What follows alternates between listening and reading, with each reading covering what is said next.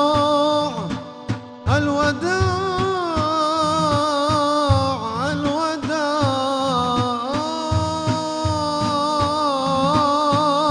الوداع يا شهر رمضان الوداع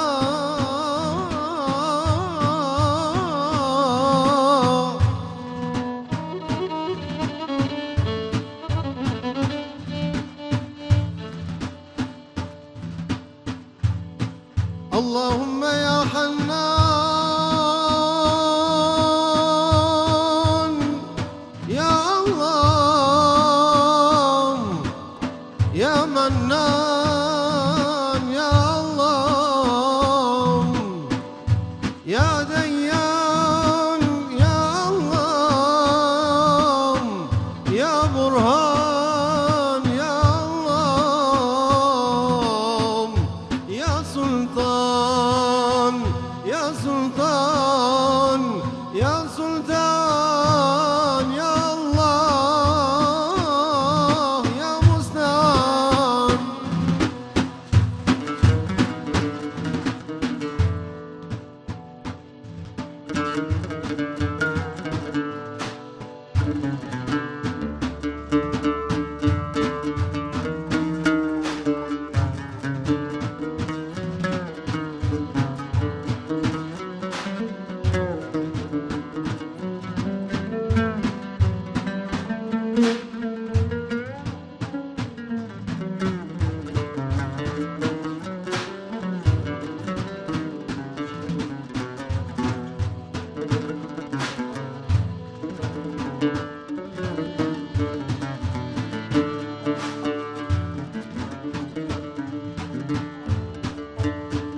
اللهم يا حنان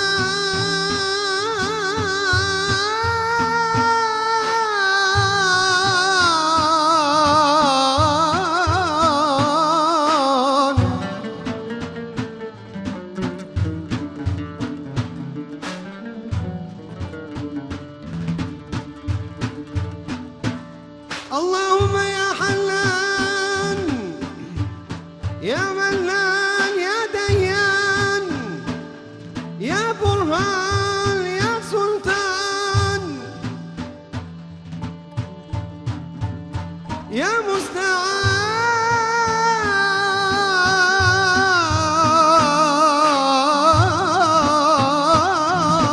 مستعان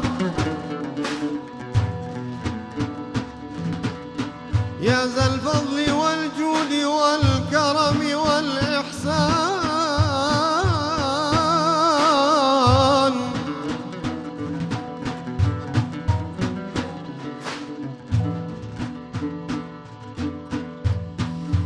ثبت قلوبنا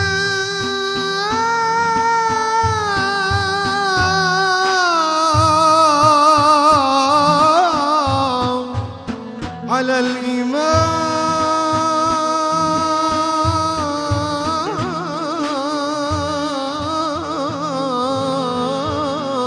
الإيمان نرجو عفوك والغفران يا الله يا سلطان يا الله اجعلنا ووالدينا والمسلمين من عتقاء شهر رمضان يا الله الله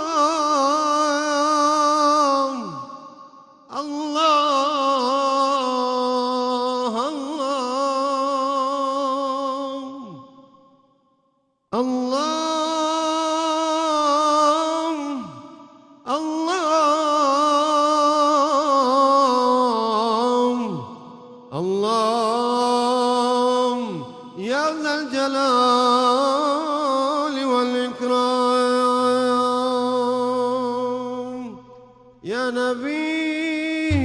نبي يا نبي ها يا نبي يا نبي يا نبي يا نبي ها يا نبي الله الله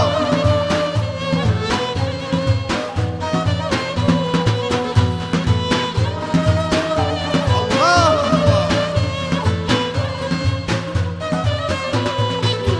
بوتو شدو شيدابوم بوتو ديري الرسوابوم بوتو زنقي وزريابوم قشتو رحم النماوة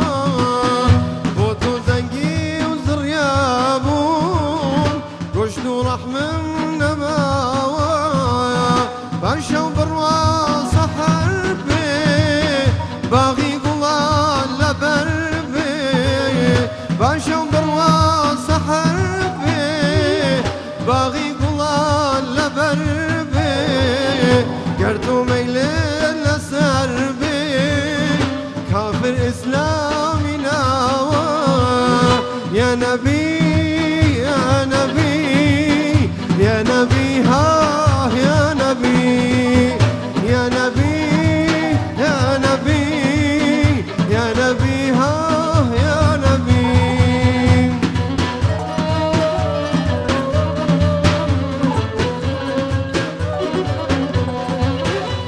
الله الله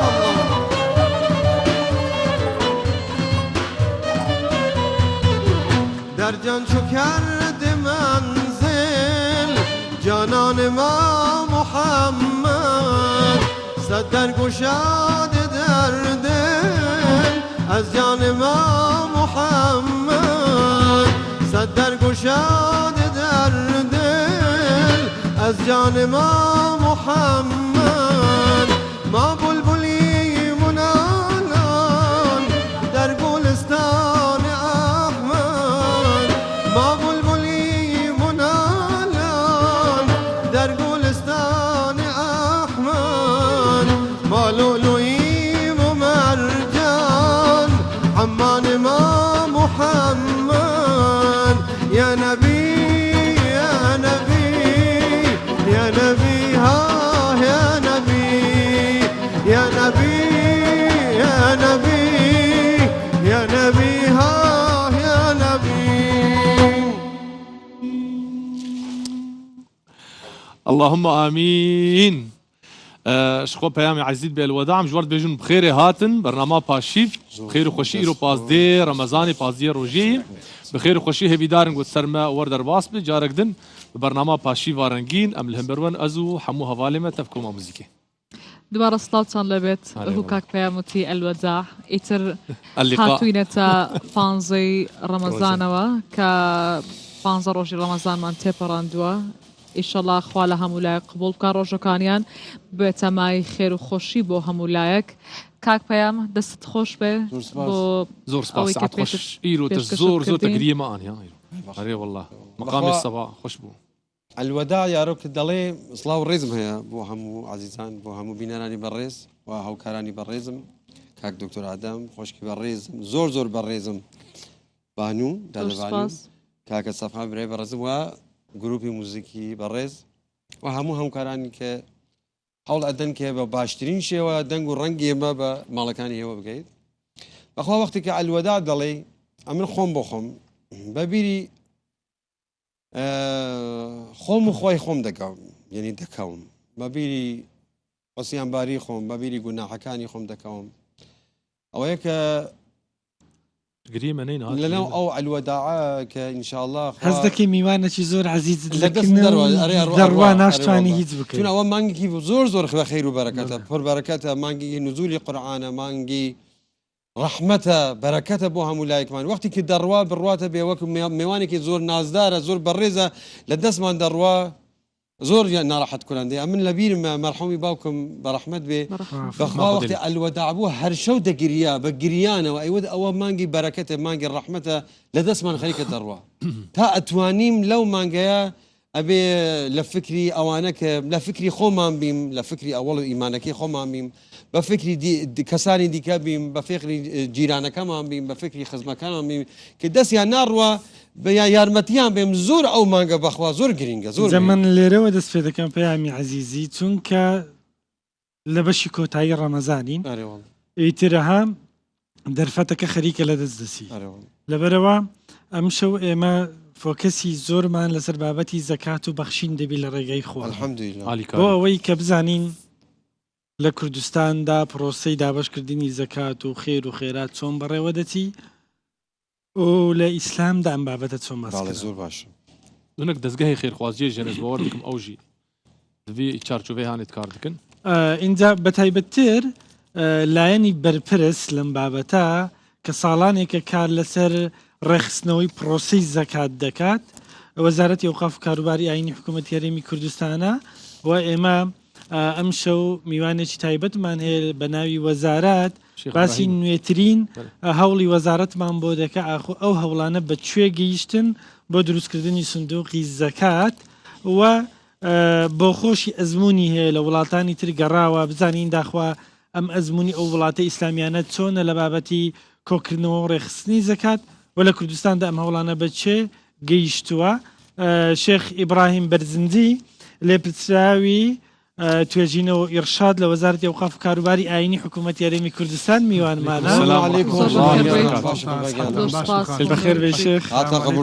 باشم برا ئەحواڵتان سەحەتان سەلامەت بی زۆر سپاس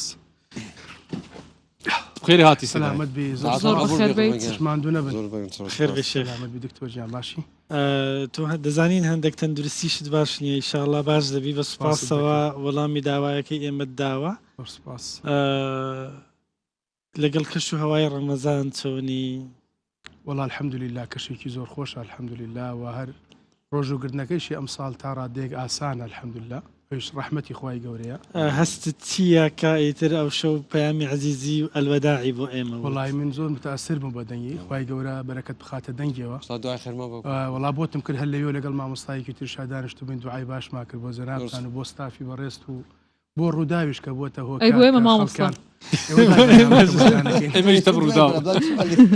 نەتێش تەواوی کەم بۆ ستافی ڕووداویش کە بۆتە هۆکار کە خەڵکان گویان لە دەنگی جەنابتە ئێمە سپاسی ڕووداویش دەکەین سپاس بۆ ئێوەش کە هەمیشە هاوکارمانن و لە کاتێکی درەنگدا لەگەڵەوەی کەوا ئەو فەرمدەی شەکەتی بەشە دەردەڕوا شەکەتی من دەردەڕەوە ئەوە فکرێکی ماشڵڵا زۆر زۆر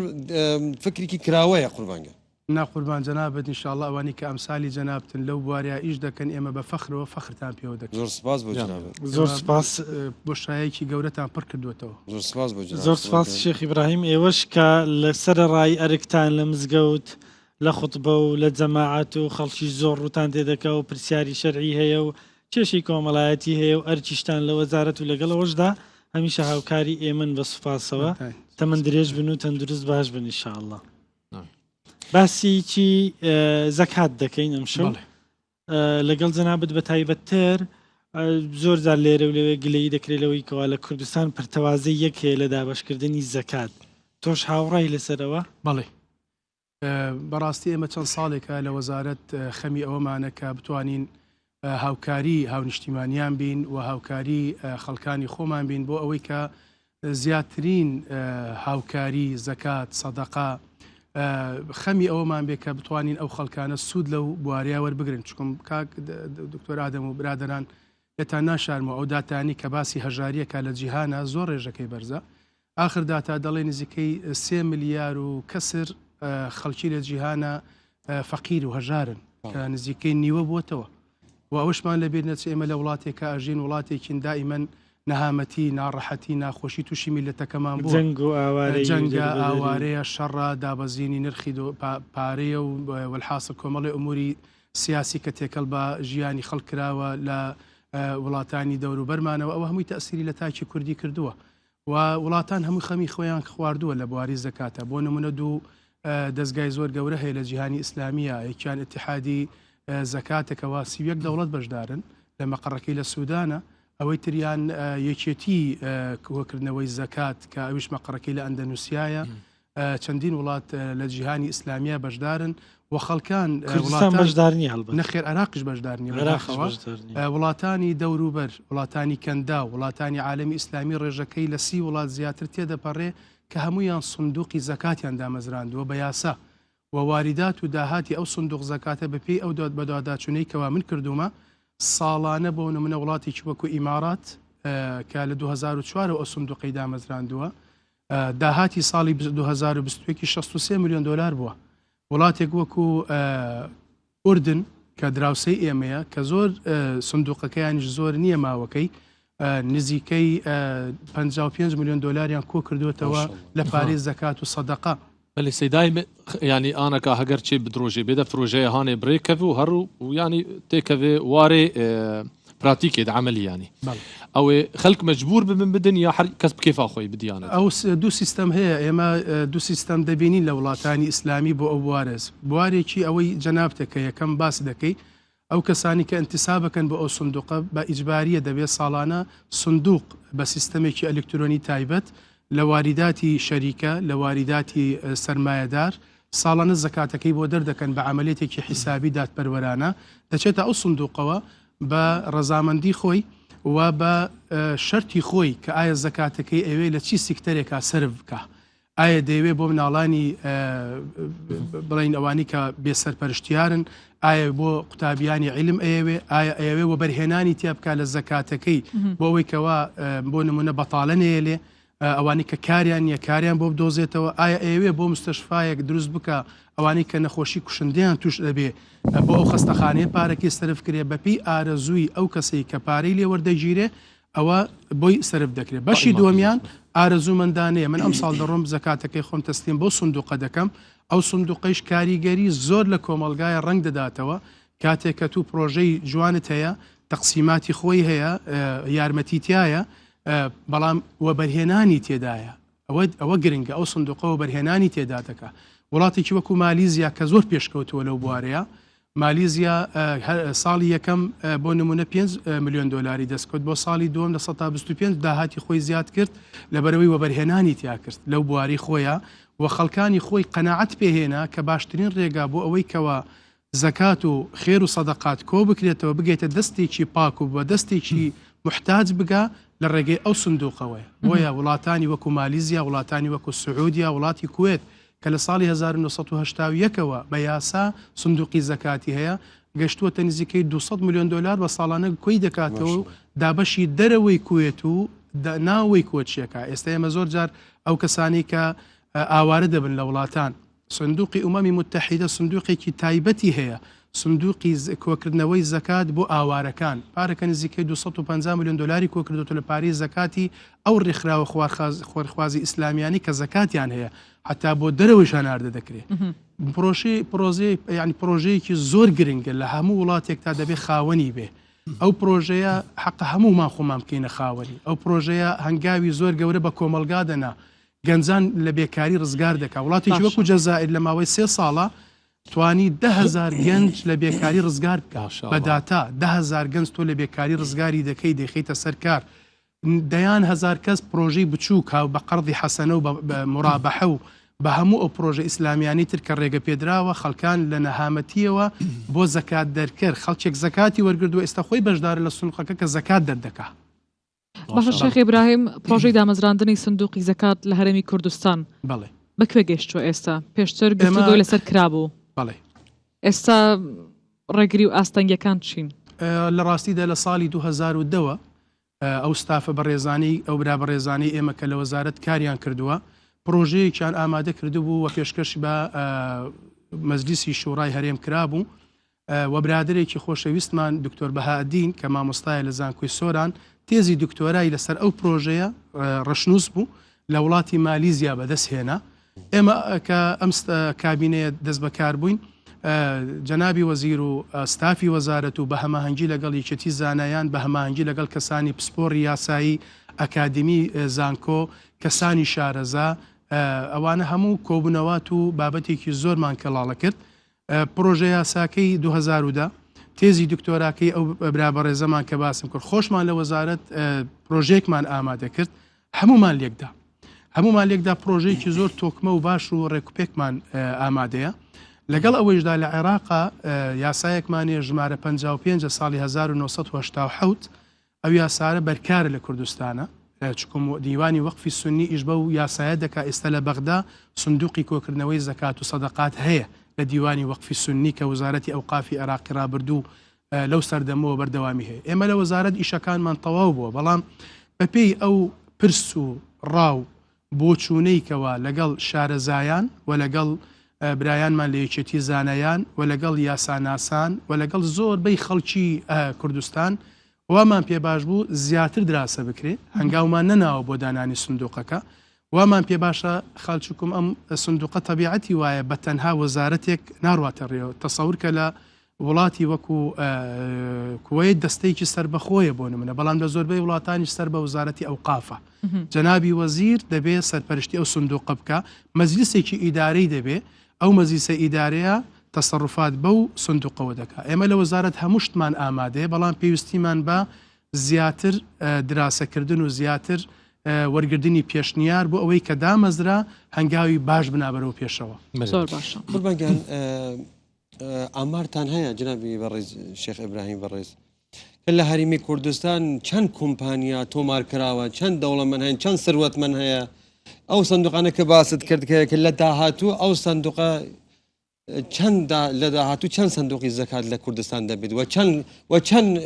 کۆ دەبێتەوە لە فکر و باوەڕ پێش کوردستان مندا تا دەدەمە جەنابەت کەوا لە وڵاتە ئیسلامیەکان کە کوردستانیش بەشێکە لێی ئەو ملیاردێر و میلیۆنێرانی کەوا پارەیان لە دەرەوەی وڵاتەکانی خۆیان و بەرهێنان پێکردووە تقریبان دەڵێن تریلیۆنێک و 500 میلیارد دۆلار و بەرهێنان لە دەرەوەی وڵاتانی خۆەکەن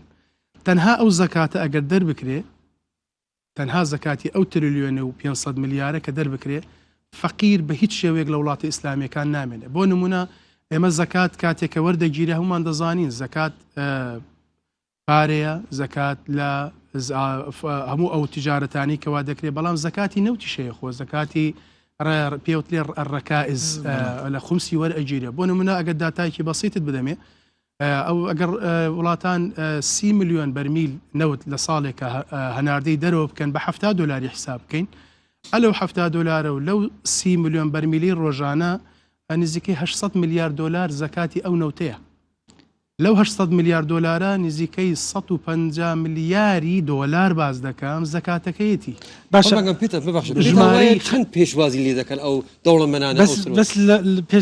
پێشوازیەکە و پرسیارەی پێیان کردی ئەمە بەگشتی تۆ باس کرد وڵاتانی ئیسلامی لە کوردستان خەڵکێک دەڵێ ئەگەر ئێستا زەکاتێکی ڕێکوپێک منەظەم بدرێ 20 میلیۆن دۆلارە من بۆ تەسەوری زیاتر ڕۆم زیاتر لەبەرەوەی بە پێ بە دواچچوونێک کە من کردم لە کوردستانە تقریبا باسی چەند میلیاردێرێک دەکرێت بەڵێ و باسی چەندین میلیۆنێر دەکرێت یعنی تەخمینەکەت هەیە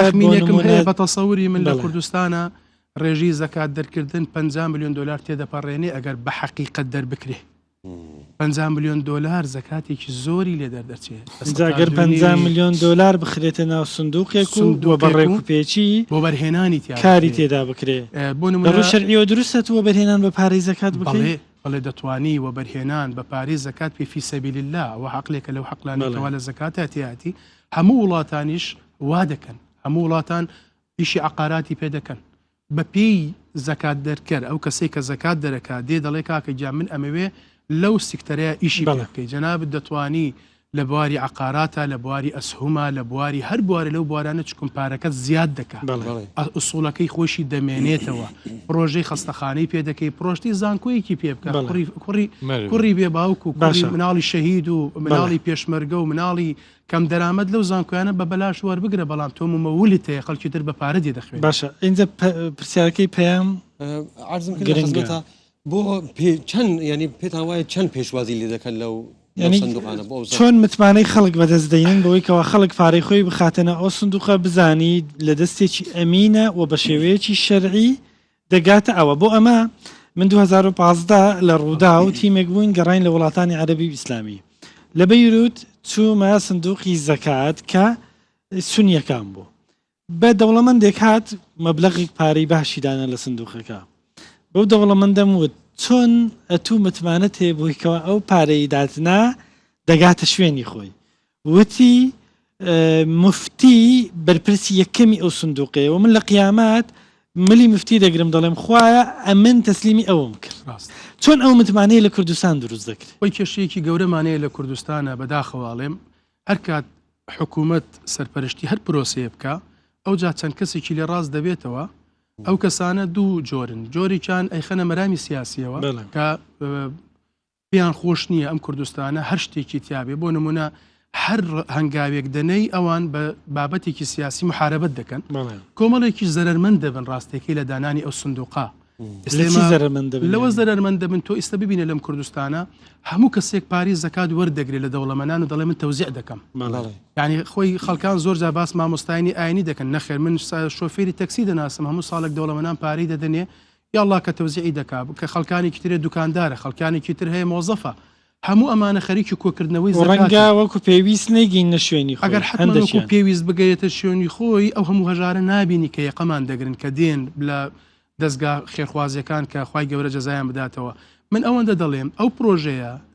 زیاتر قسەکردنی دەبێ وەک جەنابەت دەڵی مەجلیسی ئیداری بەڕێوەبردننی دەبێ کەسانی متمانە پێکرا و کەسانی سەرمایەدار ئەخۆخۆیان ممارەسەی زەکات دەردونکردن و کاری خێری دەکەن دەبێ ئەوانە بەشدار پێ بکەی لە سندوقەکەیە یعنی ڕاستە حکوومەت دەبێت سەرپەرشتی پرۆسیی وا بکە بە مەلایانی دۆنار بێتە ناو سندوقێکەوە ئەو ملیۆن دۆلارە بەچی سەرف بکرێ بەڵام حکوومەت نابێ ینی بڕیار بەدەست بێ لە دابشکردنی بەڵکو دەبێ ئەم مەجلیسا کە خەڵکی متمانە پێکراون وایە چونکە خەڵکە وا بیرەوە لە ڕەشنووسەکە پرسیار دەکەم بۆ بورە ڕەشنووسەکە چۆن چارەسەری ئەمەتان ڕەشنووسەکە چارەسەری هەموو ئەو گرفتانی کردووە کەوا و لەگەڵ ئێوشام ئێستا کۆمەڵێکیمان باس کرد بۆ نمونە مەجلیسێکی ئیداری گەوری دەبێت ئەو مەجلیسە ئیداریە لە سەرمایەدار و لە مامۆستای ئاینی و لە کەسی شارەزا و لە کەسی ئەکادیمی لەوانە پێکدە لە حاکم و لە قازی و لەوانەی کەوا خەڵک متمانی پێێت ئێمە هەموو جارێ باسی پرۆژەیەک دەکەم خەڵک زۆر جار باسی ئەوواکەین کە حکوومەت و خەڵک متمانە لە نێوانیانە ئایا چۆن و چۆنی ئێمە ئێستا وەکو وەزارەتی ئەوقاف و کاروباری ئاینی سەرپەرشتی پرۆژەی حەجی خەڵکان دەکەین ساڵانە خەڵک پارەی خۆی دەداتە ئێمە دەڕێن ئەو پرۆژەی پێ تەرتیبەکەین ئەو کەسە کە دێ بۆ لای ئێمە خۆ حتممە ئەگەم ڕەنگە متمانیشی نەبێت لە عقلی خۆی لە دەرونی خۆی لە هەرزی خۆی بەڵام تا ئێستا کەسێ نهاتۆتەوە لە حەج بڵە وڵا حکومەت پارەکەمی خواردو و حەجی پێم نەکردووە یعنی ئەو حاڵەتە هەیە ئێمە باوڕین ناو پرۆسەکەەوە ئەو زا هەموو شتەکانی شەفافە هەموو شتەکانی ینی دیارە چێت تەحکم بەو پارەیە دەکا کەس نییە تەحکمی پێوە بکە ئەوە کەس ناتوانێت بە هیچ شێوازێک ئەو ڕقم حیسابیانی کە بۆی دادەنرێ ئەو کەسانی کە سەرپەرشتیاری دەکەن معنەوین کەسانی کەسێک نییە تاکڕەوانە بڵێ من وڵا بەرپرسی ئەم سندوقەم و دەمەوێ وا بکەم باشە تەسەوەر کە مەجلیسی ئیدارەکەی لە پرۆژەیە یەکەمە 124 کەسن ینی هەموو کەسانی ئەوەی کە باستم کرد لە سێکتەرەکانی وەزیر و سەرۆکی ئەنجومەنی وەزیرانیش و سەفقان پرسیاری هەیە ئەوانە بەتەنیا بە بڕیارێک ناتوانن تەحکومی بە هیچ شێوازی وەزیریش بەتەنها ناتوانانی وەزیرەکە هەر کەسێک بێ ناتوانێت یەک درهەمێ سەرف کرد ئەگەر بە موافقی مەجلیسی ئیدارە نەبێت ئەو 124 نەفرەوەی لە پرۆژەیە یەکەم 124 کەسن بەڵێ ئەنا یەک لە دەرەوەی وڵاتە گەلێک خەڵکێمە چوونە دەرەوەی وڵات یانی ئەوروپا و بەلابوون ماشەڵە کورد دنیای هەمی هەن و چون و کوی دەرێژی پرۆژە بەکردن و کاریوانژی هەیە زەکات ئاوانژی هەیە گەلێک جوان دەبێژن الأقربون أولى بالمعروف يعني أقربون أو أقربون النسب يعني خزمي وان هر کەس خزمی لێ دەرێ هەیە و چاوی لێ دخوازر ڕێکن وێ دەرێ ئەوژی دکارن بشینن وەختا ڕێکن دکارن ڕێکن ژە سندوقا هەرێما کوردستانی ڕێ ئەوانەی لە دەرێن دەتوانن بەڵێ مامۆستا ئەو چلو بەپەرێ عراقی دەرخین یان پەرێ وێدە هەرێما کوردستانی پەرێ ئەوروپا پرۆژەی سندوق زەکاتە بە دوو لا ئیش دەکا لایەکی ناوخۆیە لایەکی بۆ دەرەوەیە لایەکی ئەو مەسەلەن بۆ منە بەیانی ڕێکخراوێکی نێودەوڵەتی ئیسلامی هەیە ئەڵە کاکە من ئەمەوێت دامی سندوقی زەکاتی کوردستان بکەم بە 10 ملیۆن دۆلار تۆ وەردەگری بەڵام تۆ کۆمەڵی خەڵکی خۆتیش هەیە لە وڵاتانی دەرەوە پێویستیان بە زەکاتە دەتوانی بنێریتە دەرەوەش هەر کەسێک لەم دنیاە بیوێ بەشداری لەو سندوقە بکە ڕێگە پێدراوە کورد بێ غەیری کورد بێ لە هەر شێوازی بیەوێ و پارەکەیش کە لە سندوقە کۆ دەبێتەوە ئەوی کە من بە دوواداچونم بۆ کردووە تەنها لە کوردستانە شەر نییە سەرف بکرێ بۆ نمونە بەیان و دووبیانی ئێمە برایانی کوردمان لە وڵاتێک لە وڵاتەکان پێویستیان بە هاوکاری و یارمەتیە دەتوانین ئەو پارەیە بنێرین بۆ ئەوان بۆ ئەوەی کەوا هاوکار و یارمەتیان بێ بە ڕەزامەندی ئەو کەسی کە زەکاتەکە دەدا باشە شێخ ئیبراهیم باسی پرۆژەی سندوقەکەی خۆتان سندوقی زەکات وتە پێویستی وتە ئەو ئەنجومانە پێویستی بە زیاتر دانیشتن و گفتوگۆکردنە ئەنجا گفتوگۆکە یەکەم لەکوێ دەکرێت و چۆن دەکرێت واتە لەگەڵ پسپۆری ناوخۆیە پسپۆری دەرەکیە لەگەڵ کێیا دەکرێت ئەنجا بابەتێکی دیکە ئەو ئەنجومانەی کە سندوقەکە بەڕێوە دەبا چۆن هەڵدەبژێردرێ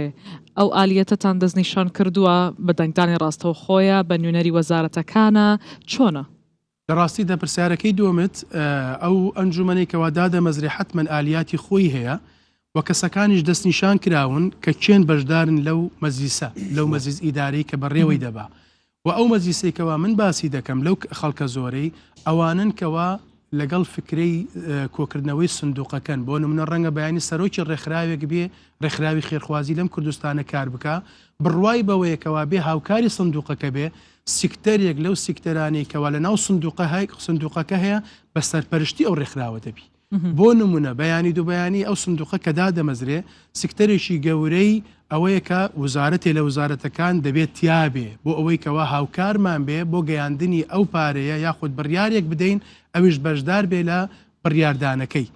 و پرسیارەکەمتم لە بیرۆچ وەڵی نا پرسیارەکەم وتم گفتوگۆکەی کە ئەنجومانەکەی ئێوە باستان کرد ئەو گفتوگۆی کە ئێمە باسی دەکەین هیچی لەوانە ئەم بەرنامەی بەڕێستانە لە ڕووی ڕاگەیاندنەوە ئەو پرۆژێ پێویستی بەڕوونکردنەوەی زیاترە سەردانکردنی ئێمە وەکو شاندی وەزاری بۆ هەر وڵاتێک بڕۆین هیچ لەو بەرنامانی کەوە جەنابی وەزیر بڕوا شاندی وەزاری بڕوا پرسیارکردنی ئەو پرۆژە سندوق زەکاتەیە لەو وڵاتە چۆنە بۆ نمونە من و شاندێک لە وەزارەت سەردانی سندوقی زەکاتی وەقفی سنیمان کرد چوینە شوێنەکەیان پرۆژەکانیانمان وەرگردووە بڕیار و ڕێنمایەکانیانمان وەرگردووە ئەوان ئێستا لە ئاستی بەڕێوەبەرایەتی گشتین لە عێراق لە ئاستی بەڕێوەبەرایەتی گشتی کار لەسەر ئەو سندوقە دەکرێت بچینە هەر وڵاتێک ئەزمموی ئەو وڵاتە دێنین پاشان شارەزایانی خۆمان لە ڕووی یاساییەوە لە ڕووی کۆمەڵایەتیەوە لە ڕووی ئاینیەوە بە بەردەوام لە گفتوگۆکردنی لەگەڵیان تا ئینشاءالله بەو هەنگاوە گەورەیە دەکەین کە لە کوردستانە ڕای دەگەینین کە سندوقێکی کۆکردنەوەی زەکات و سەدەقات لە کوردستانە ئینشاءالله بۆ ساڵی داهەوت و بە ئومێدی ئەوەم کەوا لێرە دابنشین و باسی واریدات و سەرفکردنەکەی ئەو سندوقین بە حەول و قووەتی جنابی شێخ ئیبراهیم مەسەڵەن بۆ نمونە ئیستا ئەڕوونە لێ پیاوێکی بازرگان دەوڵەمەند ئیژی کاکە بۆ زەکاتی ماڵەکەت بدە ئەڵێ کاکە من پارەم لێ خەڵکە بەڵێ پارەم بە قەرز داوتە لێ خەیسە پارەم نییە بەڵێ ئەو پارەکە لە قەرزە زەکاتی دەکەوێت ئەوە دوو جۆرە ئەگەر ئینسانێک پارەی بام خۆم و دکتۆر ئادەم بکەینە نمونەیە من دکتۆر ئادەم قەرزێکم داوە پێی بەڵام دکتۆر ئادەم ئێستا ناتوانێت قەرزەکەم بداتەوە زانایان دەڵێن ئەو قەرزە بۆ نمونە من ئەمەوێ زەکات دەربکەم ئەگەر دکتۆر ئادەم پێویستی بە زەکات بوو دەتوانم زەکاتەکەی کە پارەکەم لای ئەوە بیخەمە بەری زەکاتەکە بەڵام دکتۆر ئادەم ئەو گردنت ئازابێ منش پارەکە دەرناکەم زەکاتەکەم دایە ئەو غاریمین یەکەکە لە سینفەکە بەڵێ دووەمیان ئەو زەکاتی کەوا مەیئوسن منه کە من بەتەمای کابرا لێکەوتووە من دەفتەرێکم لایەتی کابرا 30 دەفتەر قەرزارە کابرا 5 میلیۆنم لایەتی نانی ئێوارەی نییە ئەو زەکاتانە بەڕای زانایان و خانی دادی ئفتای مصری زۆر لە خانەدادەکانیش فتوایان لەسرە دەڵێن چاوەڕێ دەکەی تا پارەکەت وەردەگریتەوە ئەگەر پارەکەت وەرگردەوە مستحقی زەکات بوو ئەوە هین 1 ساڵێکی دەرەکەی پاشان ئەوە کاتر هەمووی دەرناکی باشە شێخ ئیبراهیم باست کرد بەوەی کەوا 2010 یەکەم هەوڵی دروستکردنی زەکات سندوقی زەکات دراوە سەمە لە 22 تۆ ئومێدێکی باشت خواست بەڵام بە واقعی دەمەوێ کە تو دەمێکە لەو بارەیە ئیش دەکەی پێت وایە ساڵی داهاتوو ئێمە لێرە دابنیشین و پرسیاریەوە بکەین ئەم سندوقە ئیشەکانی چۆن دەڕوایان دیسان دەبێ باسیەوە بکەین ئاستەنگەکانی چین طبعاەوە من هیچێک کە 12 ساڵە ئێمە هەر باسی ئەوە دەکەین من یەکێکم لەو ئەندامانەی کەوا لەو ستافی کە لە وەزارەتم کار دەکە هەمویان لە من زیاتر متحمسن هەمویان زیاتر کاریان تیا کردووە کە ئینشاءالله پرۆژەکە بێتە جێبواری جێبەجێکردنەوە من بە هیوا و بە تەسەووری خۆشم ئەو ڕوحیەتەی کە لە جەنابی وەزیر و لەو ستاف و لەو برابەڕێزانی کە لە وەزارەت پێکەوە ئیشەکانمان کردووە تصور ئەەکەم ئینشاءالله بتوانین تا 2022 ئینشاءالله ئێلانی ئەو سندوقە بکری زۆر سپاس بەرەکەتی ڕەسوولی ئەکرەم صلی الله علیه و سلم بەرەکەتی قورئان و بەرەکەتی ئەو مانگا هەموو حەزب سیاسەکە هەموو کۆمەلگای کوردستان هەموو فکرەکان هەموو تەفەکرەکان پێکەوە پێشوازی ئەو سندوقانە بکەن کە ئینشاءالله بتوانین لە داهاتوو پارەیەکی زۆر باش و فرە ئینشاءالله خڕبێتەوە. بەخوا من داواکاری بکەم لە جەنابەت بەڵێ نازانم لە بەرنامەکان تراوەتوتە ئەو یا ڕەسوولەڵڵا یا شای مەدینە منە قوربەگەن ئەزانم من جەنابتە گوێم لێ گردووە ئەگەر بۆمان بڵی من دوایی لە دەرەوە بەخوا لە بەخاتری جەنابەت أري والله أري والله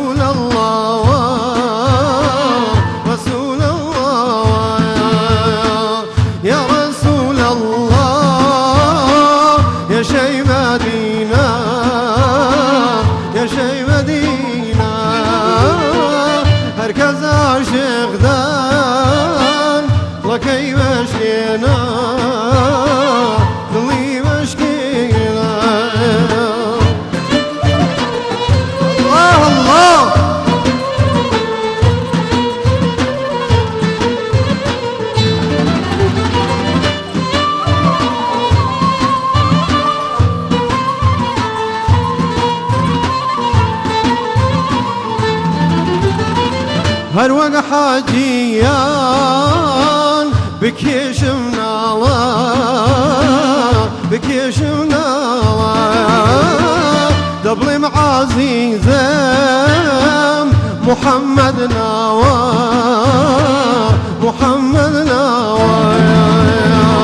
یا ڕەسوول الله یا شەی مەدینە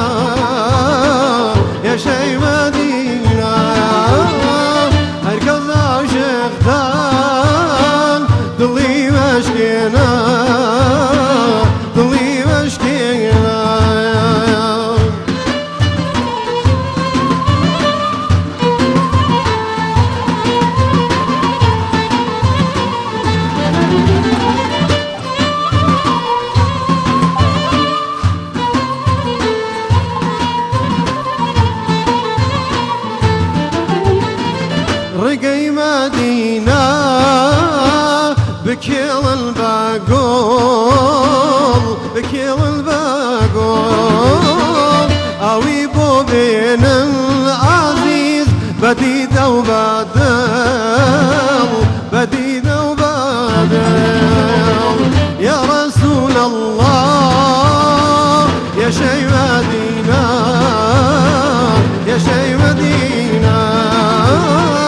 هەرکەس عاشقدان دڵەکەی مەشکێنە دڵی مەشکێنە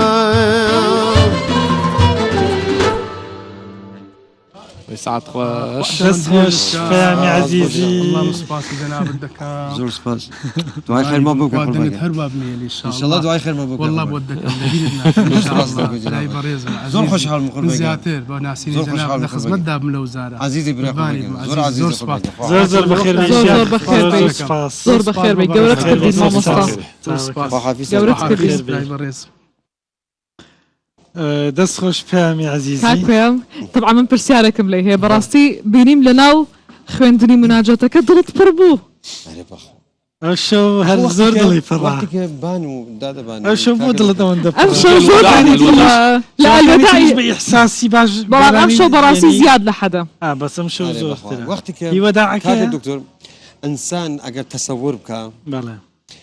خەریکە مەدحی خوا و حەزەتی ڕەسوولی ئەکرەم حتما یعنی ئەو عەزەمەتە بێرێتە بەرچاوی خۆی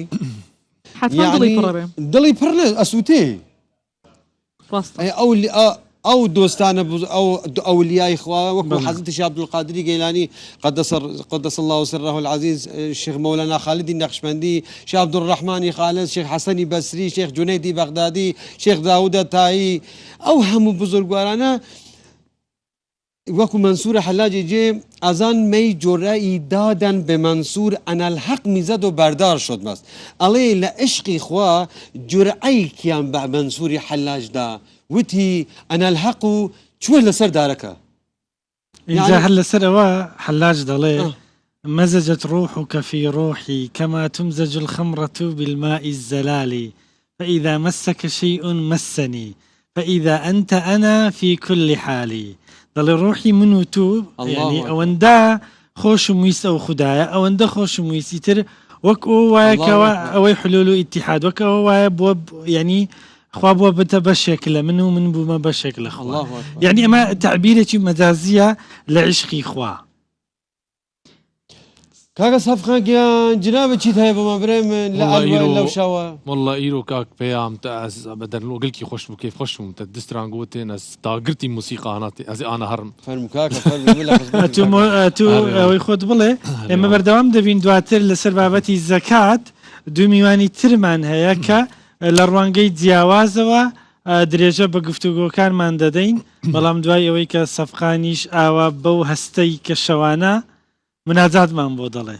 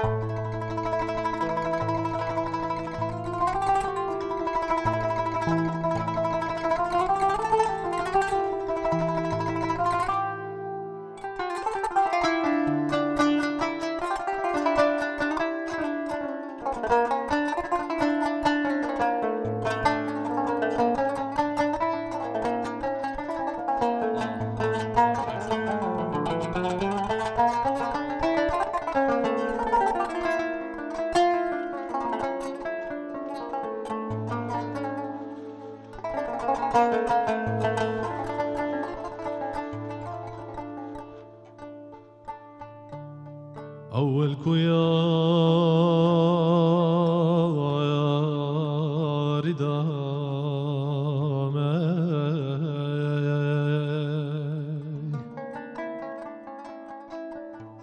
يكزر رياك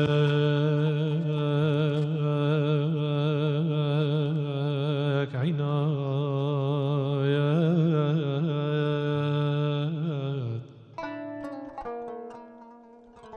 قسمة مخان رجامة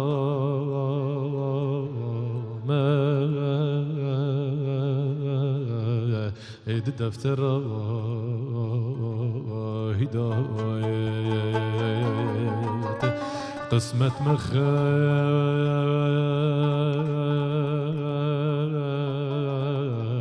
رجامة إيد دفتر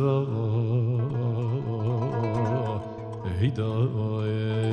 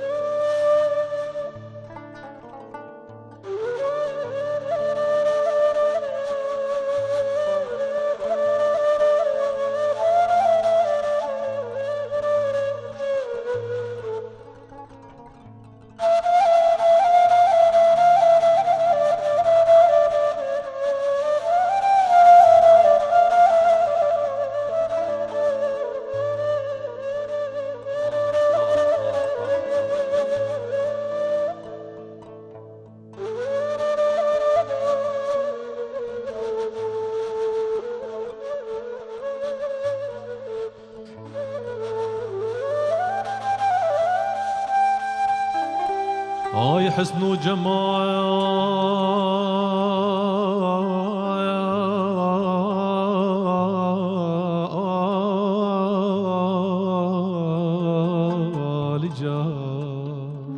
جانان نادرین تو پایان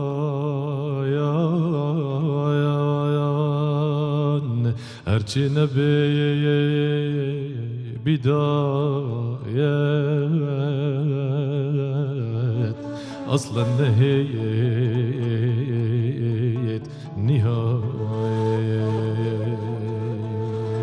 هرچی نبی بدایت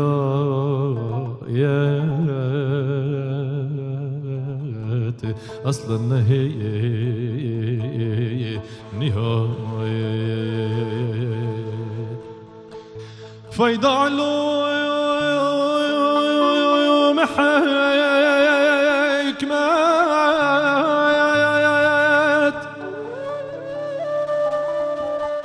جمع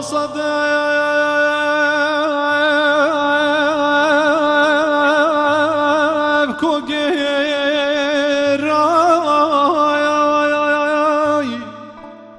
مجد اسمه بجاندي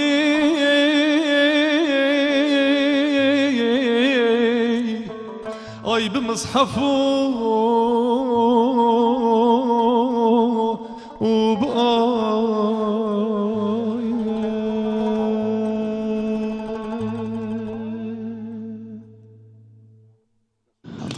هاتخش دەستان خۆش بێ سپاسی تەفقان بەڕێزانە. گروپی میوزیک زۆر بۆ کاک سپاس سەفقانی بەڕێز. شعبي منه وەڵا ئەم شەو دڵان سپاس. هري والله قوية ئەم شەو غمجين كرن زانه کاک پێیان بۆ ئاکەن ئەم شەو کاکە الوداع ابو ماي بيتشي الوداع دکتۆر توخوا بۆ تۆ جوانیە با طبعا چونکە بە ئەو شەو خۆی بەردەوام بە ئیحساسی زۆر گۆرانی و مناجاتی دینی دەڵێن بەڵام بە تایبەتتر ئەو شەو بەڵێ هەز دەکەم ئیحساسەکە زۆر زیاترە دوو میوانی دیکەمان هەیە گفتوگۆ دەکەین لەسەر بابەتی زەکات و هەروەها چۆنێتی کۆکردنەوە و دابەشکردنی بەڕێز مامۆستا مەلا فەتحی زراری مامۆستای ئاینی هەروەها دکتۆر فکری بەڕێوەبەری دەستگای خێرخوازی حاجی ئیدریس داوا لە هەردووکیان دەکەین بفەرمونون زۆر زۆر بەخێر بێن خێر هاتن مامۆستا بەخێر بێن هەرچەنە ئەلوەداع بەڵام دووبارە مانگی ڕەمەزانتان لە پیرۆز بێ يا رجال جنيبي يمكن ام بخير هاتنا بەخێر بێن سەرکار. هەندێک تاخیرمان کردن بەس پێم وا بوو لەگەڵ جەوەکە هیوادارم دڵخۆش بوو بن لەگەڵ مناجات و الحمد لله خوازا خيريان داتا يا رب ئەکیید ئەگەر تاخیرش و بەڵام هەندێک کاتەیە هەندێک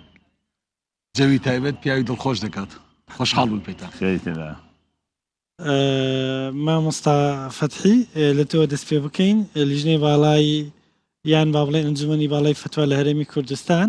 زەکات و سەرفترەی داناوە پێمان بڵێ ئەو ساڵ زەکات و سەرفترە چۆنە چەند دەکەوی بسم الله الرحمن الرحيم الحمد لله والصلاة والسلام على رسول الله محمد وعلى آله وصحبه وموالاه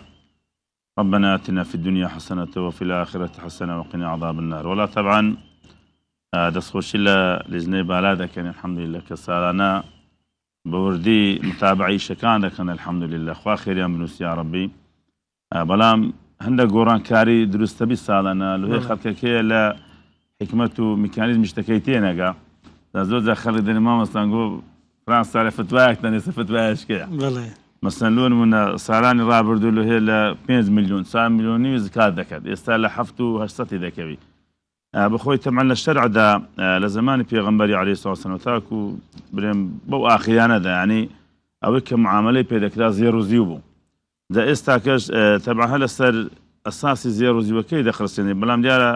لۆزنەی فتوای خۆمان الحەمدولله بە زێر دەخستێن ئێستاش زێر گرانە ماشەڵڵا لێبی کە 20 میسقال حەدی زکاتە جا ئەو 20 میسقال ئێستا گرانە کە دەقرسێنی بە پارەی خۆمان دەکە 7 ملیۆن و يعني قصور ئەگەر ئەو زێر 20 میسقالە هەرزان بی پارەکە کەمتر لێ دەکەوی بەڵام کە گران بوو لە حیسابی زێڕەکە دەقرسێندرێ و هایە کەوایە کەسێک 7 ملیۆن و شتێکی هەبی زەکاتی لێ دەکەوێت دەبی زکاتی لێ بدە بەڵێ سەتا چەند زەکاتی لێ دەدا طبعا لە شەرعدا لە سەتا دوونی لێ دەکەوێت بەڵێ. یعنی لە چل وەرەقەکە بەنسبەت سەرفترە و بابرێم کەفارەتی فیدیە و کەسانێک کە ناتوان بە ڕۆژی بوون بەڵێ ئەوەن هەریەکی 3000 یان نۆداناینە کە حەدێکی وەسەتە بەڵام لێرەدا شتێکی خەڵک دەبی بەڕاستی ئاگدابی لە وەزەکەی یعنی کاتێک کە مەدەرێن لە 7 ملیۆن و 800,000 هەبی زکاتی دەکەوی خەلوەتێ دەگەلەوی لۆستەر و لەوە لێ ناکەوی بەڵێ بەڵام بە هەموویەوە یعنی کە ئەو هەفتەش هەلەی دەکەوی بەڵام ئەگەر کەسێک 5 ملیۆنە بیستا بەسەدا سوڕاودیستا زکاتی لەسەر وازب نییە وەکو ئەو فتوایە کە لە لوزنەی فتوای خۆمان دەرچووە زەکاتی سەرفیترە ئێستا واجبە یان تاوەکو دەگەینە شەوی جەژن زکاتی فیتر یەکەم ئاخر شەوی برێم ڕۆژی ڕەمەزان کە مەغریبەکەی مەلای مەغریبانگە دەجێژنەیە بەڵێ لەگەم بانجی مەغریبی واجب دەی بەڵام کەسێک لەو شەوە بدا دروستە لە ڕۆژ درستە شەرعیە. بیدە بەرێ بەڵێ ئێگل نوێژ نەگرێ و ڕۆژیژی نەگرێ ئەوش دوێ بدێ ئەوەی دەبی زکات بدرێ هەرێ، مادام ئەوش مسلمانە. واجبی هەنا، مسلمانە کەسێک لەسەری وڵۆژی واجبە. واجب یعنی لەسەر هەر کەسێ ئەی خۆمان کەسی پارەی نەوێت لە مانگی ڕەمەزان لە دوای مەسەڵەن مانگی 2 مانگ 3 مانگی لێ تێپەڕێت توانی ئەو فترەکە ئەو کەسێک کە لە مانجی ڕەمەزان نەیبی فەقیر بی مەسەن محتاج بی لە خۆی لە ژیانیدا زیاد نەبی ئەو لە سەری واجب نیست کە لە شەرعدا کە شەوی جێژنە واجب دەبی لە خۆی و ژیانی خۆی مار و مداری زیاد بی ئەوجا یعنی شەرع هاتیە لۆ جێبەجێکردنی ژیانی خەڵکی خۆش بکە یعنی بەخۆی دو مەسلحەتی فەقیرانە کە بەخۆی فەقیر بی چ سەرفترێ بدا بەڵێ بەڵام کە ڕەمەزان ڕۆی پاش ڕەمەزانی دەوڵەمەندش بی لە سەرینە کە لە کاتی واجببوونی شتەکەی نەیبووە کەوا بەگەر پاشی دومانش کە دەوڵەمەندش بی با ساڵی داهاتوو بدە ئینشاءالله ئینشا بی توڵی بکات و نانە مەبەستم یاوی یعنی دەبێ نوێ مامەسا ئەوڕوونکردنەوەی بدە ساڵێک بەسەری تێپەڕی وانە ئەوە وەکو زکاتی پارەی بەڵێ وەکو زکاتی پارەی بەڵام ئەوە تەبعەن وەکو پارە و تیجارەت و ئەو شتانەیە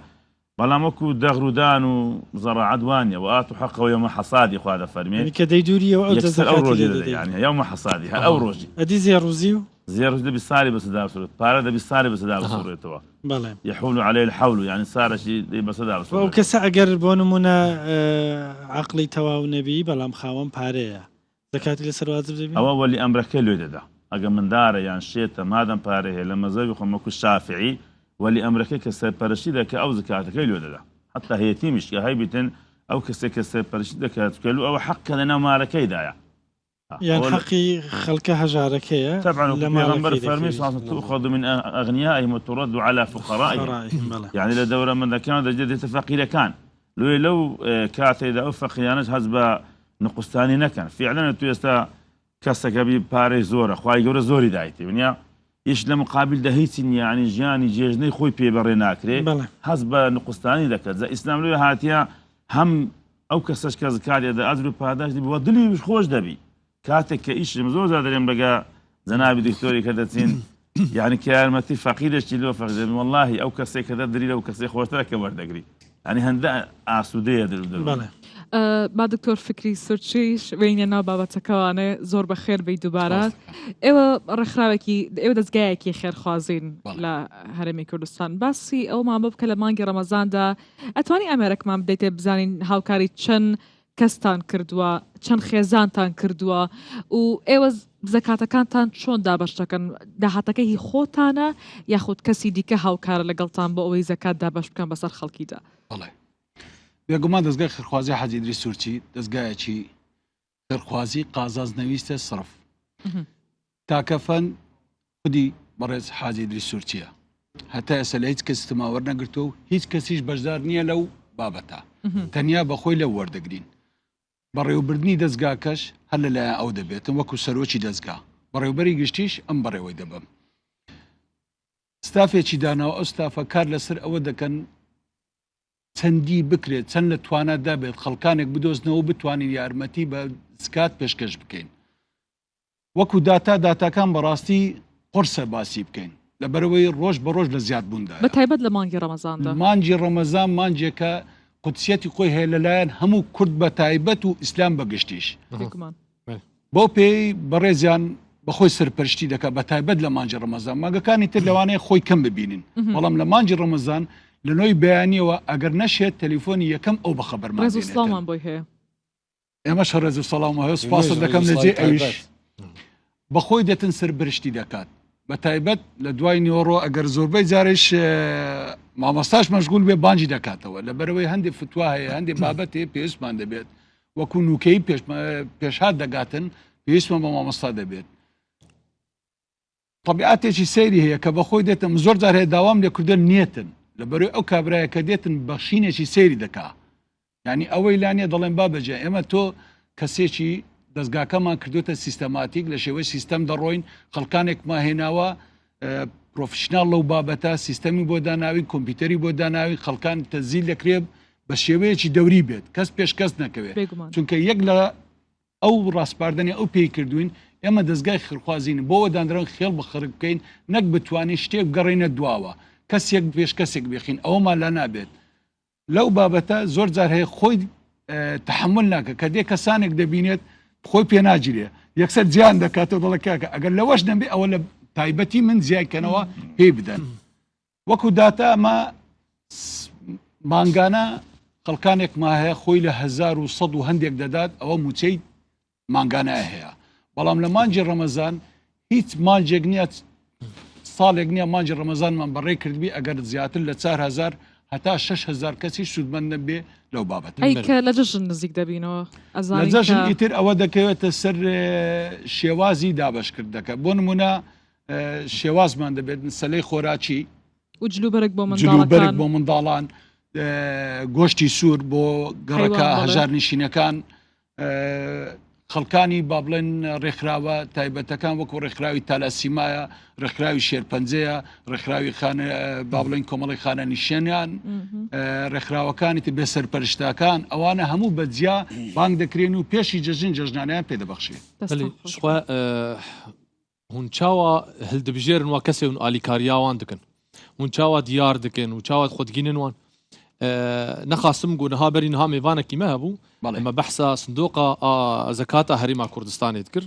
گەل لە هوونێژی بێشدار ببن یان هوونێ ببینم بخۆ کەسا هەلبژێر و هوونێ بدەستی خۆ بگینوان جوانە پرسیارەکەت ئێمە وەکو دەستگا هەموو هەر کەسە و لە شوێنی خۆی سیستەمێکی خۆی هەیە ڕێونمایی خۆی تایبەت بەخۆی ئەمە وەکو دەستگا ڕێنمایی خۆما هەیە مە کەسەر لێژنەما هەیە هەر کەسێک لای ئێمە بێ لێژنەما هەیە ئەو لێژنە لێکۆڵنەوە لێ دەکە ئایا بەڕاستی ئەو کەسە شایستەیە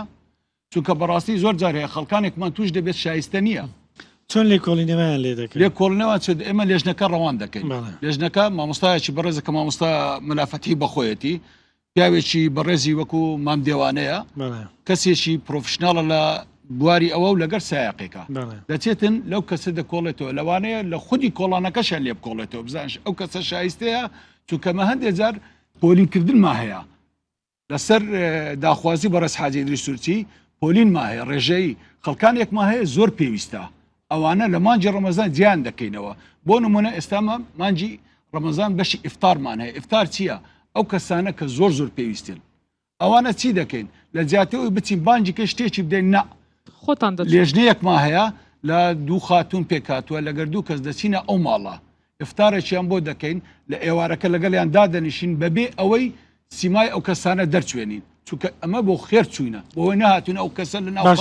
پێم دەڵێ چەند کەسی ئاواتان هەیە کە زۆر پێویستە تۆمارتان کردبی مانگانە 30 کەس لە ڕەمەزان 30 کەس دەزیشان دەکەین کە مامۆستا و لێژنە دەزیشان ڕەنگە زیاتر هەبی ئێوە نەتوانن بە تاکید ئەمە ناڵێن دوو ئاماریت کەم پێ بڵێ سوپاست دەکەم یەکەچیان چەند کەستان ناونووس کردووە هێشتا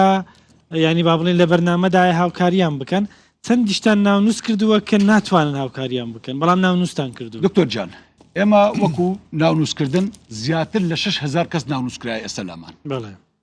دەتوانین لە ڕەمەزاندا هەر 6000 تەختیە بکەن ئێمە دەتوانین ئێستا 15 ڕەمەزانە جگە لە 1000 و ئەوەندە کەسەی کە موچەمان پێداوە زیاتر لە 2160 کەسیشە دەستمان پێڕاگەیوە یعنی ئەوانی تریش لە بەرنامەماندایە چونکەمە جگە لەوەی بەرنامەی ئفتارما هەیە جگە لەوەی بەرنامەی بڵێن بڵێ ڕۆژانەش کە بڵێن بە بەردەوام هاوکاری بەردەوامما هەیە لێژنەی شەوانەشمان هەیە لێژنەی شەوانە دیسانەکە لە 3 کەس پێکاتوە ئەو 3 کەسە دەستنە ئەو ماڵانە سەردانیان دەکەین ئەحواڵ پرسێکیان دەکەین وەکو پرسیینەوەی حاڵیان جگە لەوەش پاکێتێک کە بەستراوە بەشێک لە با بڵێن یارمەتی مادی تێدایە پارە پێیان دەبەخشین بەبێ ئەوەی سیمای ئەو کەسانە دەرچوێنی باش. یا بڵێن چێن مامەسە فەتحی بەڵێ تو دیارەوەکەوەی دکتۆر فکری دەیڵێ بۆ خۆت سەردانی ماڵەکان دەکەی بەڵێ پێمان بڵێ ڕەوشی خەڵک چۆنە تو کە سەردانی ئەو خەڵکانە دەکەی چ دەبینی والله دکتۆر طبعا کەنالەکە فەزاییە بەڵام ڕوو لە هەموو خێرخواز و ئەو کەسانێک کە خوای گەورە پارە و ماری پێداون بەڵێ دەرێن بەرنە سەخەت خەڵک زۆر لە معاناتەشی ناخۆشیدا یعنی خەڵک فەوتایە واللهی تەلەفۆنمان لەو هاتی ئافرەتە بووە یعنی نەفتی بە خۆداکەی دەکچەکە نەگەیشت باە خۆی دەستان لەسەر کە پیاوی نمایە کرێچی بووە ملیۆنە قەرداری خەڵکی بووە هەتا جمعاتیمە چوین ئەو ملیۆنە لۆ دابن کە من بە خۆ چوویمە يعني كسبحان الله ما 2004 طبعا من لقر كاك حاجي دابين لكو فتوى لو دزقايب بەڵێ يعني لدو فقيران دقران كزناب قلت فقير لا شارش كهيدتين بلام استا اون دزورة وخرج زول معاناة تشينا خرج ده خل شوا هي يستبرو مستنجني مالك دو زواجي بيناكي لسطر اغدانا خلك كي بهزاران خلق يسالون منا مثلا طلبيه باري كل كان بينادري خلكي استا علاجي بيناك او هو ورقه ديني دركاك او تنا والله علاج ما بيناك نيوم كرين نيوم بيناكري يعني زور زار ما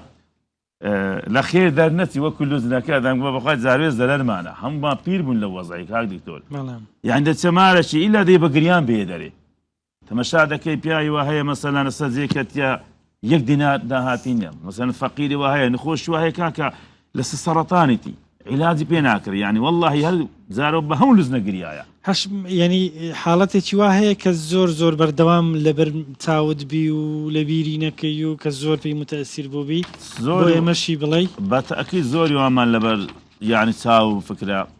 حالتي وامان ديتي قناعت بك يك حفظة من هات نوصل يعني لما هستيان فيك اليوم وەکو چی دەتوانی بۆ ئێمەش لو نمونا يعني آفرتك أبو سبحان الله يعني بيت زي وري بيكز بيها مشتاق لنا أخواني شدا كيك ديناري ونبو والله التلفون يروك ما قلت ما مستا حزم لي بود يعني اشتشي بكرم هزايدنا يتبعن بين ابوه يك افرد بتانيا بياوي نما يكر كيلا للريشي بدعم السيال الروي او خالش كا توينا مالش يعني سبحان الله جنو ميردك بون سي من دار اشتغل الدماغ او هلا عردي كاتبون وكو بالي في سي من دار اشتغل الدماغ لو ما عرفت ورا افرد كو خدمتي سي من دار زي ورا تو ورا شيري تايبت شربي تايبت خوارني تايبت يعني او حالة انا ماري وهب يستطيعنا ناو كان نارمز كان جو شهر زايد زي كان بلام والله لنا خوانيك دابا ندرجنا بنزري بيو نبوا كومرق من داري هبوا يعني براستي ويخل كان كيلو هي استغلالي وضع كيف كان بلام خرج مزول معاناة شنا خوش ده يعني بلقش كمان هو اما كل مزقوت بيش خلشي دوره من هو دغه ما فقير بيبري استاك هر کس به در فقير خوم هي دور بري خوم تو هات کس اللي ما خود زاني يعني الدور بري خود سن خلشي فقير هي يعني جنو ميردي وهي بتحاتي تراغدن لسه موضوعي يعني بابوتوني تو هم لناو ما مصاشي ولا مزقوت وخلق روتي دكا تن 6000 هي كي ولا دزقاكا تو مارتن كردو تاوري دەوڵەمەند و خەڵکی خوا پێداون ئێستا لە ڕەمەزاندا ناوەڵە برێت چەند 6000 کە هاتە نەتوانە بینوسی يعني قناعتم پێ بکە 6000مان نووسێت 6000 کەش هاتیە نەمانتوانێ بنووسی يعني قناعتم پێ بکە يعني بەتەن خەڵک دێتن لەبەر ئەوەی حاڵەتێکی وا دروست بە سبحان الله يعني خەڵک فێرش گیانەش تەڕەفایەت بێ ئێستا ئەوشی پێ ناسە سەری زۆر زەحمەتە يعني ژیانی نوهەتەکان و هەشتایەکان نیە سادەبی بريون الرجال وروبا زحمتها دكتور يعني مش تكامل يعني موضوع اقتصاد وفارا انا برسالك من جنابته هي جنابه فرمود ما او باري خير خوازانك ديتن باشي او جيلك بو من دالان دكيم يا غوشتي سور دكريم ايوا يسا بيش و جنابي شيخ ابراهيم لرابو ايوا بو باري بزنس دكين ك او بارا زورتر بي يعني او استثمار بكن بو داهاتو مثلا ئیشی گەورەتری بۆ بکەین بۆ ئەو منداڵانە کە بێسەرپەرستن باوکیان نیە دایکیان نییە یا بۆ یەتیمەکان ئەگەر پرسیارەکە ڕوونتر بکەینەوە کاک پێیان بۆ من ئەگەر کەسێک بێ بۆ لای دەستگاکەی ئێوە بڵێ من پرۆژەیەکم هەیە ئەمەوێت قوتابخانەیەک دروست بکەم بۆ منداڵانی یەتیم و ئەوانەی بەڕاستی پێویستیان پێ یان زانکۆیەک ئێوە هاوکاریان دەکەن یاخود تەنها بۆ ئەو کەسانە یاخود بۆ ئەو ماڵانەیە کە پێویستیان بە هاوکاریە جوانە پێشەوەی سێکتەرەکان بەو شێوازە بڵێ سێکتەری کارکردن چۆن دەبێت لای ئێمە جگەلەوەی یارمەتی ئەوانە دەدەین کە باسمان کرد دەدایکەتیمە و بێسبرشتان جگەمە سێکتەری تەندروستیمە هیچ کات دەبیر نەکردووە هەر ساڵی ڕابردوو بوو ئێمە چوین خەستەخانەیەکمان دروست کردووە با بڵێن بەشی فریاگوزاری لە شاری هەریر لەبەرەوەی ئەو شارە شارێکە کەوتوتە شوێنێکی وە نەخۆشخانەی فریاگوزاری تێدا نەبوو ناوچەیەکی گەورەشە و فراوانە لەوانەیە ناکاوێک ڕووی بدە تا دەیگرنە شەقڵاوەیە هەولێر لەوانەیە و کەسە جیانە دەست بدە پێم وایە لە لافا و ئەوانەش ئێوە هاوکاری خەڵکتان دکتۆر جان لە کاتی لافا و لە کاتی ئەو ڕووداوە ناکاوانە هیچ کاتێک نە کاتمان زانیوە نە شوێنمان زانیوە نە ئەو کەسانەی پێویستن جاو کەسە کورد بێ عەرەب بێ موسڵمان بێ مەسیح بێ یەزیدی بێ هەر شێوازێک بێ کاری ئێمە نەبووە گرنگ لە ڕووی مرۆڤایەتیەوە پێویستی کردێ ئێمە ئامادە بین دەستی یارمەتی خۆمان بردووە و بگرە زۆر جار لەوەش زیاتر کە لە تااقەتی خۆمان بوو چونکە ئێمە جگە لە خۆمان بەڕاستی سوپایەک لە خۆبەخشما هەیە کە ئێستا کە خۆی لە 700 تا 1000 کەس دەدات ناونووسین بە شێوەیەکی پرستی هەموو لە ئێسمان بۆ کردن هەموو با بڵێن فایلمان بۆ کردوون لە ماستەر و دکتۆرا ڕابگرە تا خەڵکی دەگاتە ئەس خوێندەواریشی کەسانەی ئەو کەسانێک کە لای ئێوە کار دەکەن تەواویان خۆبەخشن نەخێر ئێمە جگەلەوەی فەرمانبەرما هەیە لە خودی دەستگاکە بەڵام لەگەر ئەوەش خۆبەخشمایە خۆبەخشیش لای ئێمە جگەلەوەی خۆبەخشە بەڵام قەت لە یاد ناکرێ چونکە ئەو خۆبەخشە کەسێکە لەوانەیە بۆ نمونە قوتابیە بۆنە پێویستی دەبێت ڕاستە دێتە لای ئێمە خۆبەخشی دەکە دووسێر ئەمە دەتوانین با بڵێن بیکەنە شێوازی گۆڕینەوە ئێمە چێژ لە توانەکانی ئەو ئیسفادە لە توانەکانی ئەو دەبینین ئەویش بەرامبەر ئەوە هەم یارمەتیەکی مادی پێشکەش دەکەین چونکە مادوو بۆ حەقی خۆیەتی هەم ئەو با بڵێن پراکتیکی کارەکان دەگۆزینەوە بۆ هزری ئەو تا فێر بێ خۆ دۆ ڕۆژا پێک بە ژیانێ بوو ژیانە هەبەش بوو جیهانی ئەو ڕۆژەهانێ ڕۆژێک جیهانیە هەگەر جیرانێکی هەبە خرستیان بە ئان گەلک ئۆلماشە لە کوردستان پڕەنگە هەم بە زمانی خۆ هەمژی بۆ ئۆلاژی چێ دەبێ هون ئالیکاریاوی کەسیتکن فەقیر بن نەژ ئۆلا مسلمانتیە بەم بێژن ئێمە نمونەی زیندووما هەیە لەوەیان لەو کاتێک کە ڕووداوەکانی بەو دوایە ڕوویدا لافاوەکە لە شارەکان لەو شوێنانەی کە ڕوویدا لەو بەگشتی بەبێ جیاوازی بەبێ ئەوەی ئەو کەسە چێە کوردە عەرەبە کریستانە ئیسلامە هەر شەیەکە هەر شێوازێکە ئەوەی لا ئێمە بووە کارمەندانی ئێمە داتەکانیان کۆ کردەوە لەگەڵ پارێزگاری هەولێر لەگەر ئەوانی تر خودی حاجی ئیدریس هەمیشە لەسەر خەت بووە یەکەم شت لای ئێمە گرنگ نەبووە ئەو کەسە چێە ئەو کەسە زەرمەندە لای ئێمە ئەو کەسە مرۆڤەکە زەرەری پێکەوتووە چ بۆ تۆ کراوە چ بۆ من کراوە هەماش تش بۆ ئەو کراوە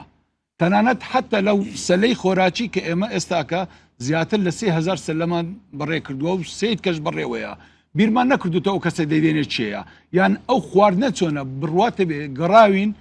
خواردنەکەمان پێشوەختە ئەو کوالیتەی کە دەیکڕی هێناومەنە خۆمان تەجروبەمە خواردنی خۆمانە ئەوەی ئێمە دەیخۆن ئەومان داناوە چونکە ئەو کەسە لێمە وەری دەگرێت لەمە کەمتر نییە بگرە زیاتریشە لەوانەیە ئەوڕۆ پێویستی بێ ئەو کەوتۆتە باشە دکتۆر فکری مامۆستا لە ڕووی شەرعیەوە دروستە تو زەکات بدەی ئەوانەی کە ئاینیان جیاوازیان ئیلا دەبێ بیدێ موسڵمان ولا وەکو شەرعان زکات بەس لەوە مسلمانانە بەڵام وەکو خێر و سەدەقاتیکەوە احتیاجە لا ينهاكم الله عن الذين يقاتلون في الدين ولم يخرجوكم من دياركم أن تبروهم وتقسطوا إليهم زعما وەکو لە دەستگای خۆمان کاک حاجی یعنی بەشی زکاتمان هەیە بەشی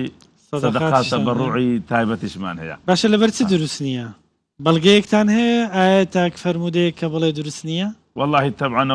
علماء اسلامها فتوى عندها كذا لو مسلمانان باشا لروي شرعيه وخذوا من اغنياء فرضوا على فقرائهم طبعا يوانا اي مسلمانان والمؤلفه قلوبهم لو خالك اخوي يقول باس ذكر ذاك الايه شيء في سوره التوبه انما الصدقات للفقراء والمساكين كهاش سنفنيك لو انا اقل او كسيك يعني كسر غير مسلمان بلام لو ابيك زي أميدة كدركي راشيلونا مسلمان يعني لو خاطري زالوا يشتروا فتنك وشبكي لخودوا بأخي لو كانت علماء والمؤلفة قلوبهم بتزايد زاني بلا مناكري كابرايك مثلا الدين اشكال وهي لو زي خوي اشتي خوي ورد اقري بي مسلمان شو اقريتين بلا خالت ديك خالت هي بين خوش بعض كم براسي ئێستا خەڵکێکی هێمە مسلمان مەسەن خێر و سەدەقای دەکە نازانی کۆ بکە مەسەن لۆ نمونە هەندێک پارەی دێنی 10,000 15,000 تا خەڵکی کاکەچ ئیسفادە لێ دەکەرەوە ئەوە یەک خارشکە هەیە کە بە لێ ناکەوت دەخەوە مستحقە یاننا یان خەڵکێکی مێوەندە عاتیفی ئێستا بزانە زەکات لۆ شەخسەکانە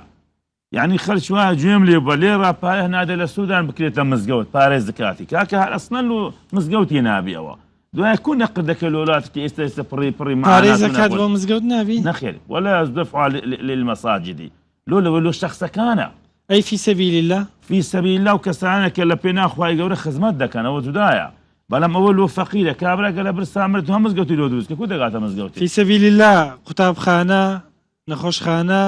مزگەوت ئەمانە ناگرێتەوە شخصەکان دەگرێتەوە یعنی ئەوانەی لەوێ ئەوەی فتوای نوێ نازان بەڵام وەکو ئەوەی عولەمایانی کە ئەمە لە خزمەتیان بووینە ئەو کەسانی کە لە پێنا خوای گەورە خزمەتی دین دەکەن وڵات و مسلمانان دەکەن طالب العلمە مثلا ئەوەی کە جەنگ و جیهاد دەکە دیفاع لە خاک وڵاتت دەکا ئەوانە فی سەبیلانە بەعین زکات لە شەخسەکانە تەلەڤیزیۆنیش ناگرێتەوە توخوا ببوورەوانە تەلەڤیزیۆنیش ناگرێتەوە دەکرێت مەسەڵ خەڵکێک چووکە زۆر دەرپرسیار دەکە ئەمە دەرفەتێکە من لە مامۆستایەکی شەرعی کە ئەزمونێکی باشی هەیە لە بابەتی زەکات و ئەوانە یعنی لە ڕووی شەرعیەوە دەکرێت و پارە بدەیە خەڵکانێک کە تەلەڤیزیۆنیان هەیە یان ئەمە زەکات دەڵێم والله دکتۆر زکات لۆ خەڵکی فەقیر و هەژارە لۆی نییە ڕێکخراوەش پێ دروستکەم لۆی نییە من تەلەڤیزیۆنێکی پێ تەرتیب بکەم ئەوەی فەقیرەکانە ئەمە دەزانانی خەڵک فەقیرە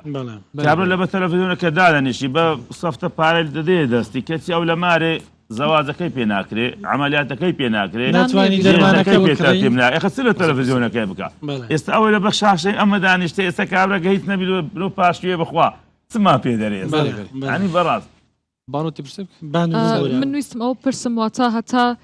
کەسی شایستە هەبێت باشتر زەکاتەکە بدرێ بەوانە کوولەوەی مزگەوتێک یاخۆت مەکتەپێکی مرۆڤی وا هەبی پێویست خۆما لە تاریخی ئیسلامی ئەومانەیە سەردەمی ئیمام عومەری کوڕی عەبدولعەزیز ڕەحمەتی خوا لێ بکە ئەوەندە زەکاتەوە زۆر و فەقیر نەما پاشان فەرمووی زەواجیان لێ بکەن پاشان وەی لێ هات لە ئاقایان ڕوو دەکرد لەوەی تەیر و توار و حیوانات بخوا خۆ ئەوە بەڵام دەرێ زەور هەیە باشە مامۆستا زەکات چ شتێک لە کۆمەلگا دەگۆڕێت پێداویستێکی کۆمەلگا پڕ دەکاتەوە بۆ ئەوەی ئەوانەی گویان لە ئێمەیە گویان لە تووە هانیان بدەی زەکاتەکانیان بدەن والله طبعا زەکات یەکە لەو نیعمەتە خوایانەی کە داینایە ئەوە نەو کەسێک کە دەدا دنیایەک ئەدر و پاداشی هەیە دنیایەک ئەدر و پاداشی هەیە یعنی لە دنیای و لە قیامەتی کە ناکن دێرە ناکرێت مەجالی هەموو شتەکان باز بکەین کە من لە خودبێ ئەو جارە 15 خاڵم باس کردێ لەسەر کەسانی دوشتی گرنگ ئەگەر بتێ ئەوەی گرنگ کە ئەوەی ئەدر و پاداشی زۆری هەیە شکرانەی خوای گەورە لەسەر نیعمەتەکەی محبوب بدنە ناو خەڵکی ئێستا مەسەلەن کاتێک کە باسی حاجەریسی دەکەین کە گەنجەکە مەسەلەن هەموو خێر و حەسانە دەکە خەڵک خۆشی دەوێتن لە ناو بەرەکەت دەکەوتە ناو سەرۆ یعنی ئارامی در و دەروون و إلى آخره و لە هەمان کات لە ئەو کەسانێک کە فەقیر و محتاجن واللهی کە زەرفەش دەدێ پارەشی لۆیە نیوەی ئەوەکانی دێ بەڵام وا دەزانی هەموو دنیا لەسەرەوەی تافۆ کردیا کەوایە زەکات ڕەحمەتە زەکات ڕەحمەتە لۆ ئەو کەسانەی کە فەقیر و هەژارن ژیانیان بڕێک ببێ پێش یعنی معاناتیان ما من پرسیارەشی کە بکەمەوە بم بۆرە مادەم ڕەحمەتە خوا دەفەرمێەوە ما ئەرسلناکە ئیلا ڕەحمەتەن للعالەمین زەکاتیش بەشێکی گرنگی ئەو ڕەحمەتەیە تۆ 15 خاڵت باس کردووە لە خوتبەتەکەدا لێرە هەر کاتە بوو چەندێکی باز بکەیت ئەم ڕەحمەتە بۆ ئەوانش نەگرتەوە کە ئاینیان جیاوازە بەپێی ئاەتەکە خۆ دەبێ ئەوانیش بگرتەوە زە ڕەحمەتەکە خۆی لەشتە نیە لە زکاتی بیدکتۆرە خۆ ئەوانی سندوقی خۆیان هەیە شوێنی خۆیان هەیە ئایا ئەوان دێن دەدەنە مسلمانان ئێوەیە تو تەمەشا بکە ئێستا مسلمان ئەو مەسیحیانە ئێستا لە عنکاوەینە بەڵام ئەوانی کەنیسە و قەشی خۆیان هەیە یارمەتیان بدەن بەڵام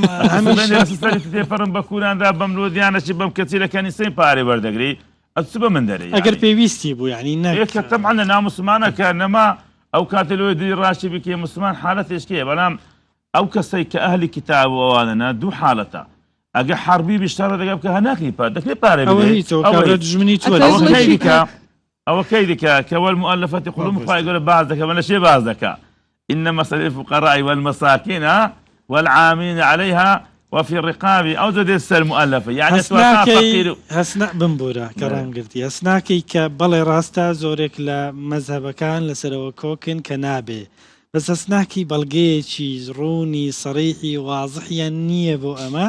بەو مانای ئیسلام بۆ هەموو دنیا هاتووە بۆ هەموو عالم هاتەوە هەموو ئەو شتانی لە ناو ئیسلامن ڕەحمەتە بۆ هەموو دنیا ئەوانش دەکرێت سوودمن بن لەو ڕەحمەتەی ئیسلام ئەوەش بەخۆی قورئان یعنی بەڕاستی هەموو شتەکانی ڕێزبەندیە ئێستا خوای گەورە کە باسی چاکەی دەکا باسی چاکی لە گەداک و بابی دەکا وەذی القوربە واليتامى والمساکین یعنی داکوە لە هەموو کەس لە پێشترا لە ئەسنافەکانی زکاتیش بێ حکمت نییە خوای گەورە باسی فەقیر ئەو جە مسکینی دەکا فەقیر ئەوەی هیچی نییە یان هەیتی لە نیوەی کەمتری دەست دەکەوی مسکین ئەوەی مەسەن لە 100,000 مەصرفە 75 هەیە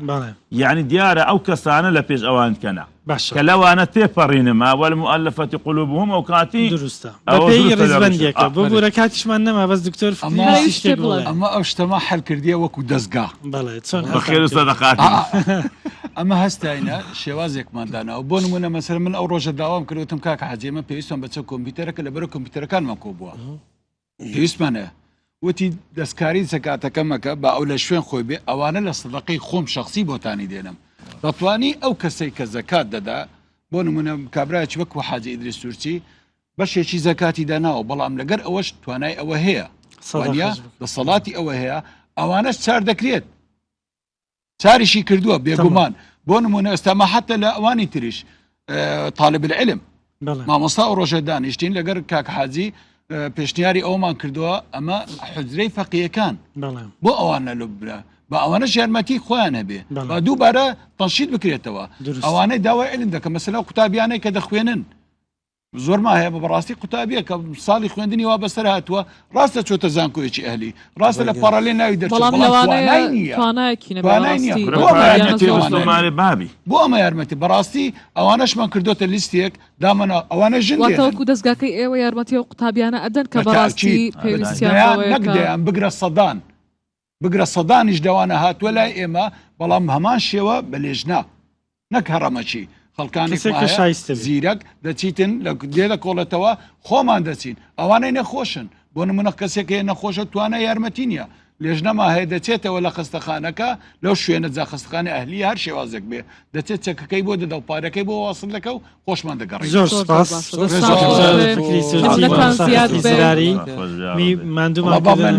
نمونەی دەوڵەمەندەکانی ئەوا زیاد بێت تا ئێمەش خزمەتی زیاتر بکەین ئێوەش لەشتان ساڵی ئێوەش هەر ینی کارێکی پیرۆز دەکەن دەستان خۆشبی زۆر سپاس حرمەتیش بۆ عزیزی تو چ دوێژی پەیامی عزیزی قوربانگیان ئەمن ئەمشۆ حەز ئەەکەم ینی هەڵ شعرێکم هەڵ بژاردووە لەسەر حەزەتیشی عەبدولقادری گەیلانی خۆش گەرم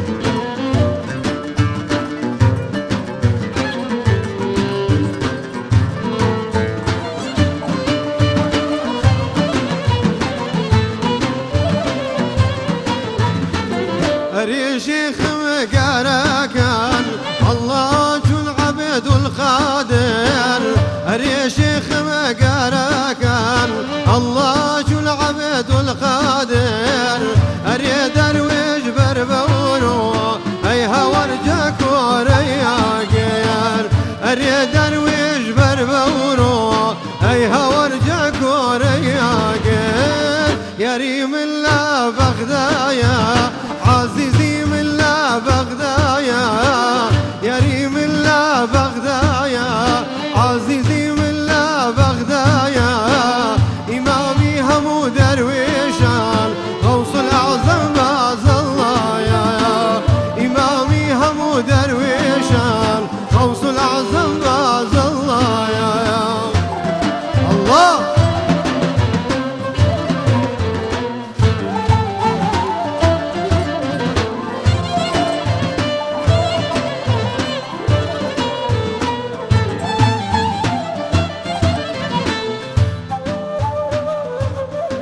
الله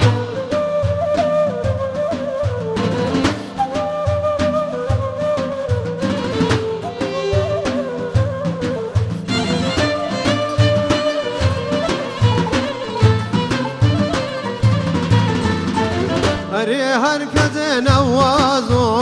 عزيز همد جاغوسي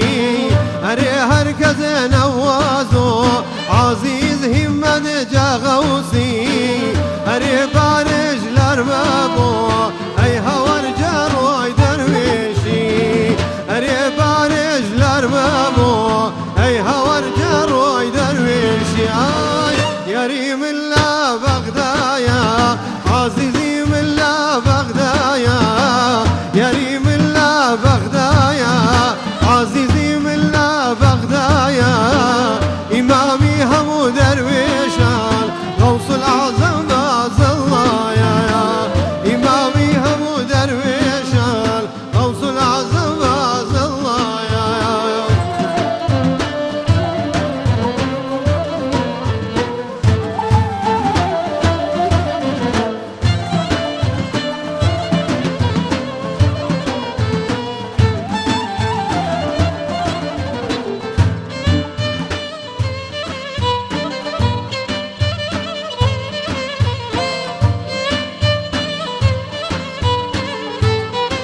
الله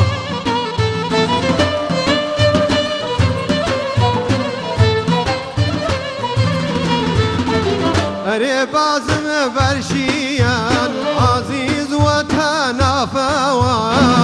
أري بازم برشيان عزيز وتنافوا أري هر غوز غوص من عزيز جاكوي خافوا أري هر غوز غوص من أي هور جاكوي خافوا يا ريم الله بغدايا عزيزي من الله بغدايا يا ريم الله بغدايا عزيزي من الله بغدايا إمامي همو درويشان غوص الأعظم باز الله يا إمامي همو درويشان غوصا كي باز الله يا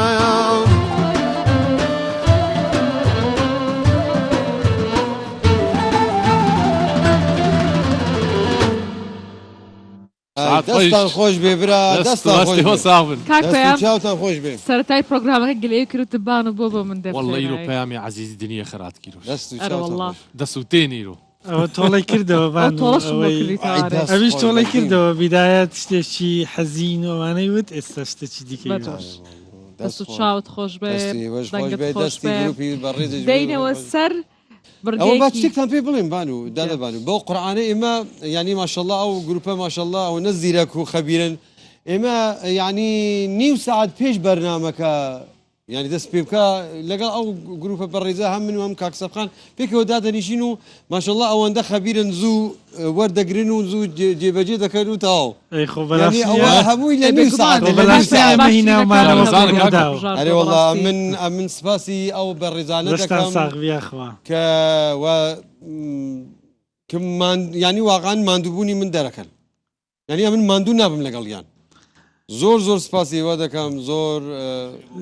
عزیز زۆر باشە بان و میوانێکی دیکەمان هەیە میوانێکی دیکەمان هەیە کە زەکیە محەممەد لە شێلاتزیەوە هاتووە لە بڕگەی ژنانی خاوەنکار و سەرکەوتوو کە ژنێکی خاوەنکار و سەرکەوتۆ بێگومان داوای لێ دەکەین بێتە بفەرمەوە بێتە ستۆدیۆی پارشیف کارام کات زەکی خان زەکیا خان لە شێلادزێەوە وەکبانوتی کە لەوێوە زانە لێ دوێن چ شێلە دزێت بێ شێرە ژنا شێلە دزێ خوشکا سێ شەهیدایش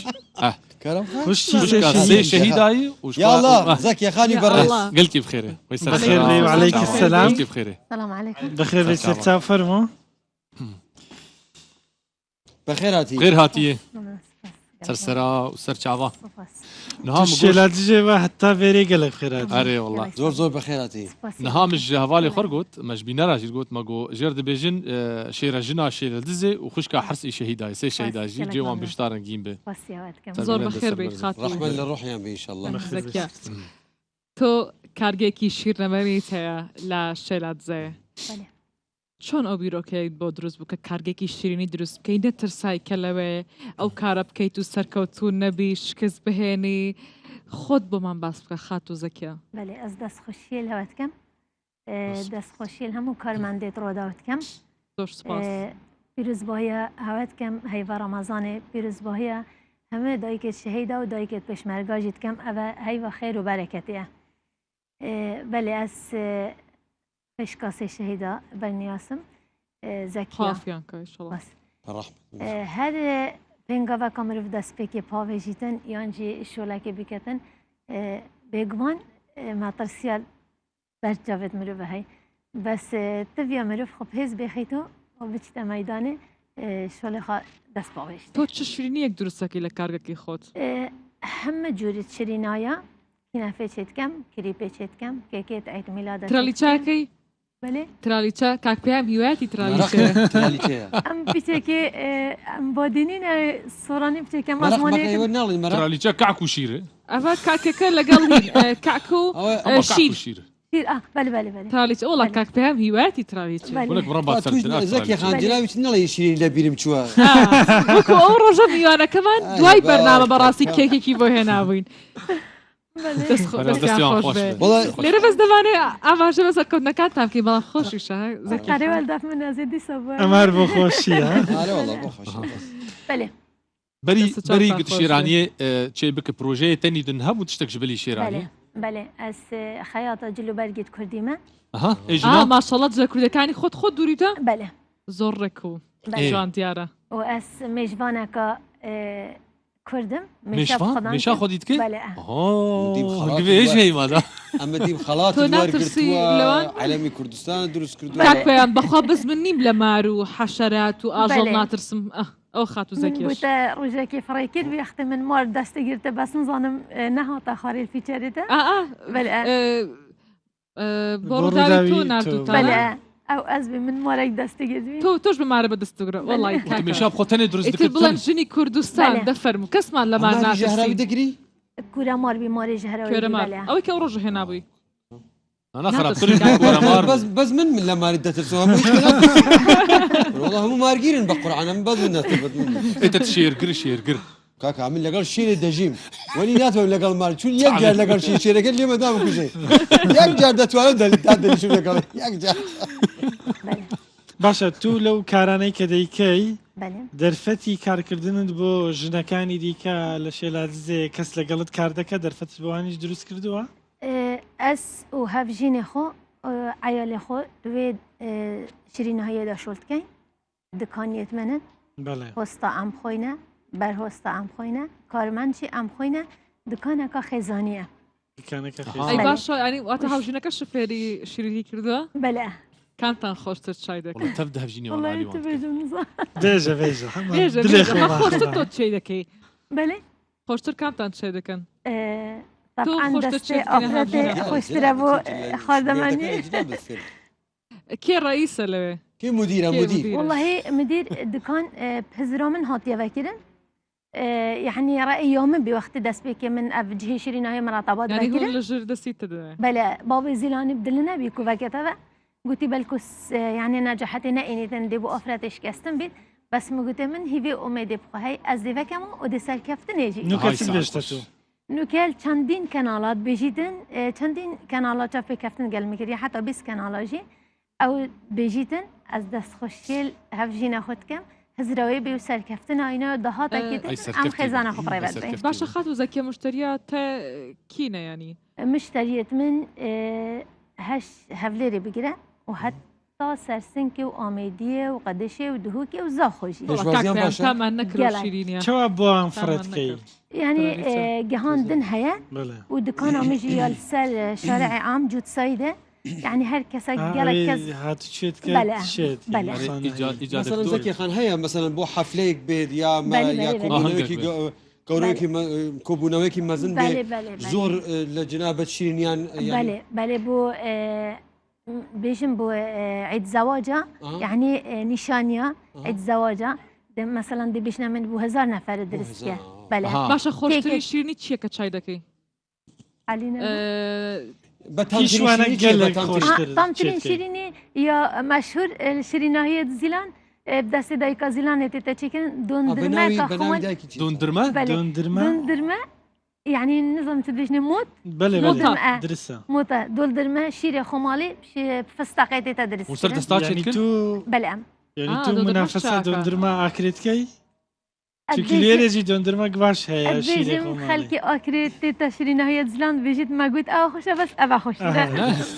دەستەکە ساخبی ساعتا خۆش بێ ممنون سباس باڵا دەیت پرۆژەیە فرەتر بکە درۆژێ بێدە من البرا من بري نوكا خولكا شريناهية وكير وكي خو بخش كو اس افرات الدوري في الكم من البرا كو اس افرات بينم جهه خدا ابدا مكارم دم شغله وێنەیەک دەدیت وێنایەک بوو ڤیددیو بوو بله تلپێشان کەسەکەنی وەک یان بێژن محادرە بوو نزانم باسی کرد وتی پێشانگای سەمینار بوو نانا سەمینارێک دودا و چار خەلات وەرگرتن لەسەر چار خەلات ئەج ئەو بله. خەلاتانە یان مژاراوی چوو تەنکیش مەرقالەوان خەلاتا کردبا أبا منظمة كسويدي بشكي ويل ديرا لوكيال دفرة آمدية والديرا لوكي أس ميفان كرم دعوات كرم كو إكام أفرات الدفرة آمدية وناحية شيلادزي يعني اللايبادينا إكام أفرات شيتن ميشاب خدان كت خياطيب كت مالو ميفان عيال برايفات وجهه شیرینه های وکی سرکفتن اینا و چندین کس بر دسته مفیل بینشیم بچم بخول جه که دی شول کن برهنده بله چەند گرن کە ژنان پرۆژەیە خویا ئابووری هەبیتن مازن بیجن شیر چجنه چمیره بێگومان يعني آفراتي تهيش مجي زيركترن مجي چالاكترن بس بلكو بش نبيت يان جرعت نبيت فيري اس شانازي بهفجيني خود بم و از دست خوشی بەز جیلیت سلامان هەیە بۆی سپاس جبركو بشتامن آگرته از بشم مثلا وان پروژه بکن یان اپاوه ما میدانش ولا زكي خان پرسیارێک مێ بۆ ئەوەی کەسانێک سوکەریان هەیە بله تۆشی مارکت بله شیرینیت هەیە بۆ ئەوان بله ینی بۆ ئەوانێک سوکەریان هەیە بله يعني مارکت تو چی بۆ بله. دروست دکت بله اول که مها رمضانه بلکه هندکا سوکریالی هندکا زختاله هندکا چوریه از شربتا سماق شدکم سماق يعني تشتكي سروشتي نمزان سماق تيه شربتا ميوجي شدكمش آوا بينجي او سروشتيه خماليه و اگر داخازيشي هبيت بونساخه که كنافه شدكم او كنافه شينا دو بشكره دو بهنجبين الليتكم کاش خۆشکە زەکی ئەوە چوار ڕۆژی ئەمە هەموو میعدەم تێک چووە لەبەر خاطری کاکە کاردستی مخا سەرخان هەر هیچ نەخوا هەر هیچ ناخوات خا باسەکە چیەخوا ئەو بۆی باسەکە دایم هەر هیچ نەخوا بەس پاشیوەکان مەسەلەن بەس مثلا چوار هێلکە دەخوا چوار هێلکە دەخوا ماشەڵڵا قاپەکەی ئەوەندەیە ئەگەر ڕیخۆڵای ئێمە هێژدە متر پێ ڕیخۆڵای کاکی گەلکی ئەمری شەوێک ئەمری شەیەک شەو لەگەڵ کاکسەکە بە ئەوی هێلکە بخوا ئەوی بە هێلکەی بخوا باخۆ ئای هێلکە بخوا چوار ڕۆژە میعدەمی تێک سەفقان دیفاع لە خۆت بکە دیفاع لە خۆت بکە سلام ساکێ ساکێ کانی کاکی گەلکیت خۆ یعنی وی هەیە نابەتەن ئەو قاپەکەی دەبینی هەموو شتێک تایە لەوانەیە سینە خواردەمەنی ئەمن وتم کاکە بامنیش ئەوەی بە هێلکە بامنیش هێلکەی بخۆم چوار ڕۆژە تێکی داوم شەربەتێک شتێک هەیە بۆ میعدا ینی بله من قلت اس حتى دهنا وعي شربات شتكم من حس كرجال خوبين مجي ما نبيا قسمه تمام تو چت بێژیە وان ژن کچکێت نوکەل ماڵ ترسن دەست باێنە شۆلەکی پیام من بوان بريكا كانالي روداوي بلا في الشرم تيدانينا شو الشرفة هركسة كرا بتسلنجي خان يعني شو الكتن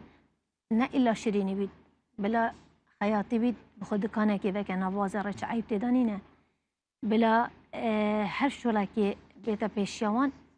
بلا خفاويني وبلا دهاتا كي بمالا خفايدا كانوا هاري كاريا مالا خا بکنو عیب تدانینه و شانازیه. گلک سپاس تو جیبو ما شانازی جارك چونکی تو بروجك بصح تالي جيبكم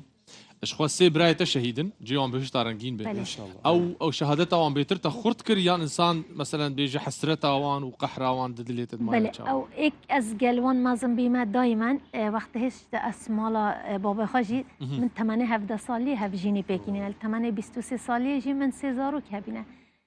از گلوان فیل بیمه هر مالا بابا خاجی حزامن هر دائما سر شوله بی اما پیش نینگی وقت برایت من شهید بی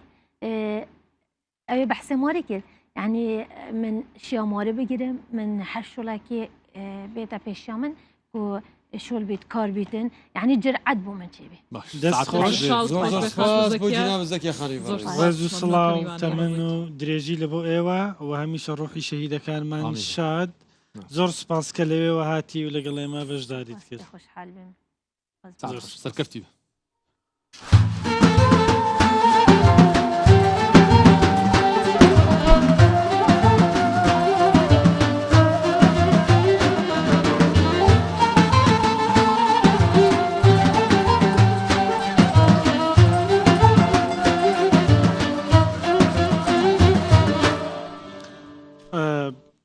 بابەتی ئەو شەومان زۆربەی قسە بوو لەسەر بابەتی زەکات و خێرخوازی و فطر و خێرخوازی. ئێستا شتێکی ترمان هەیە بۆی کەوە ڕێکخراوێک کە کار بۆ منداڵی خاوەن پێداویستی تایبەت دەکا منداڵ بی اینجا خاوەن پێداویستی تایبەت بی ئەمە بەڕاستی زۆر قورسە ئەو ماڵانەی ئەو خانەوادانەی کە مناڵێکی ئاوان هەیە ئەوان لەو پروژه ئەویش ناوکرد بەرەو ژیانەکە نوێ بەرەو ژیانی نوێ ئومێدێکی نوێیان پێدەبەخشن سەرکۆ هەڵەبجەیی میوانی ئێمەیە کە سەرۆکی ڕێکخراوی بەرەو ژیانێکی نوێیە بەخێربێی زۆر بەخێر سەرکۆ هەڵەبجەیی زۆر بەخێربێی میوانی پاشیوی بەخێربەی سەرچاو فەرموو ڕێز بۆ خەڵکی بە شەرەفی حەڵەبجە سپاس بۆ ئێوەش سپاس بۆ میوانداریتان لە هەڵەبجەوە هاتی بەڵێ خەڵکی هۆرەمانی زۆر سپاس هەڵەبجەن ئەو خۆی هەڵەبجە کا چاوە ڕەمەزان لە حەلەبجە چاوە انشاءالله باش خۆشە سپاس بخوا خەڵک دڵخۆشە خەڵک مرتاح الحەمدولله بەپی کاتی انشاءالله هەموو شتێ باش دەبێت انشاءالله باسێکی دامەزراندنی ڕێکخراوەکە و بۆچی بیرتان لە کارێکی وا کردەوە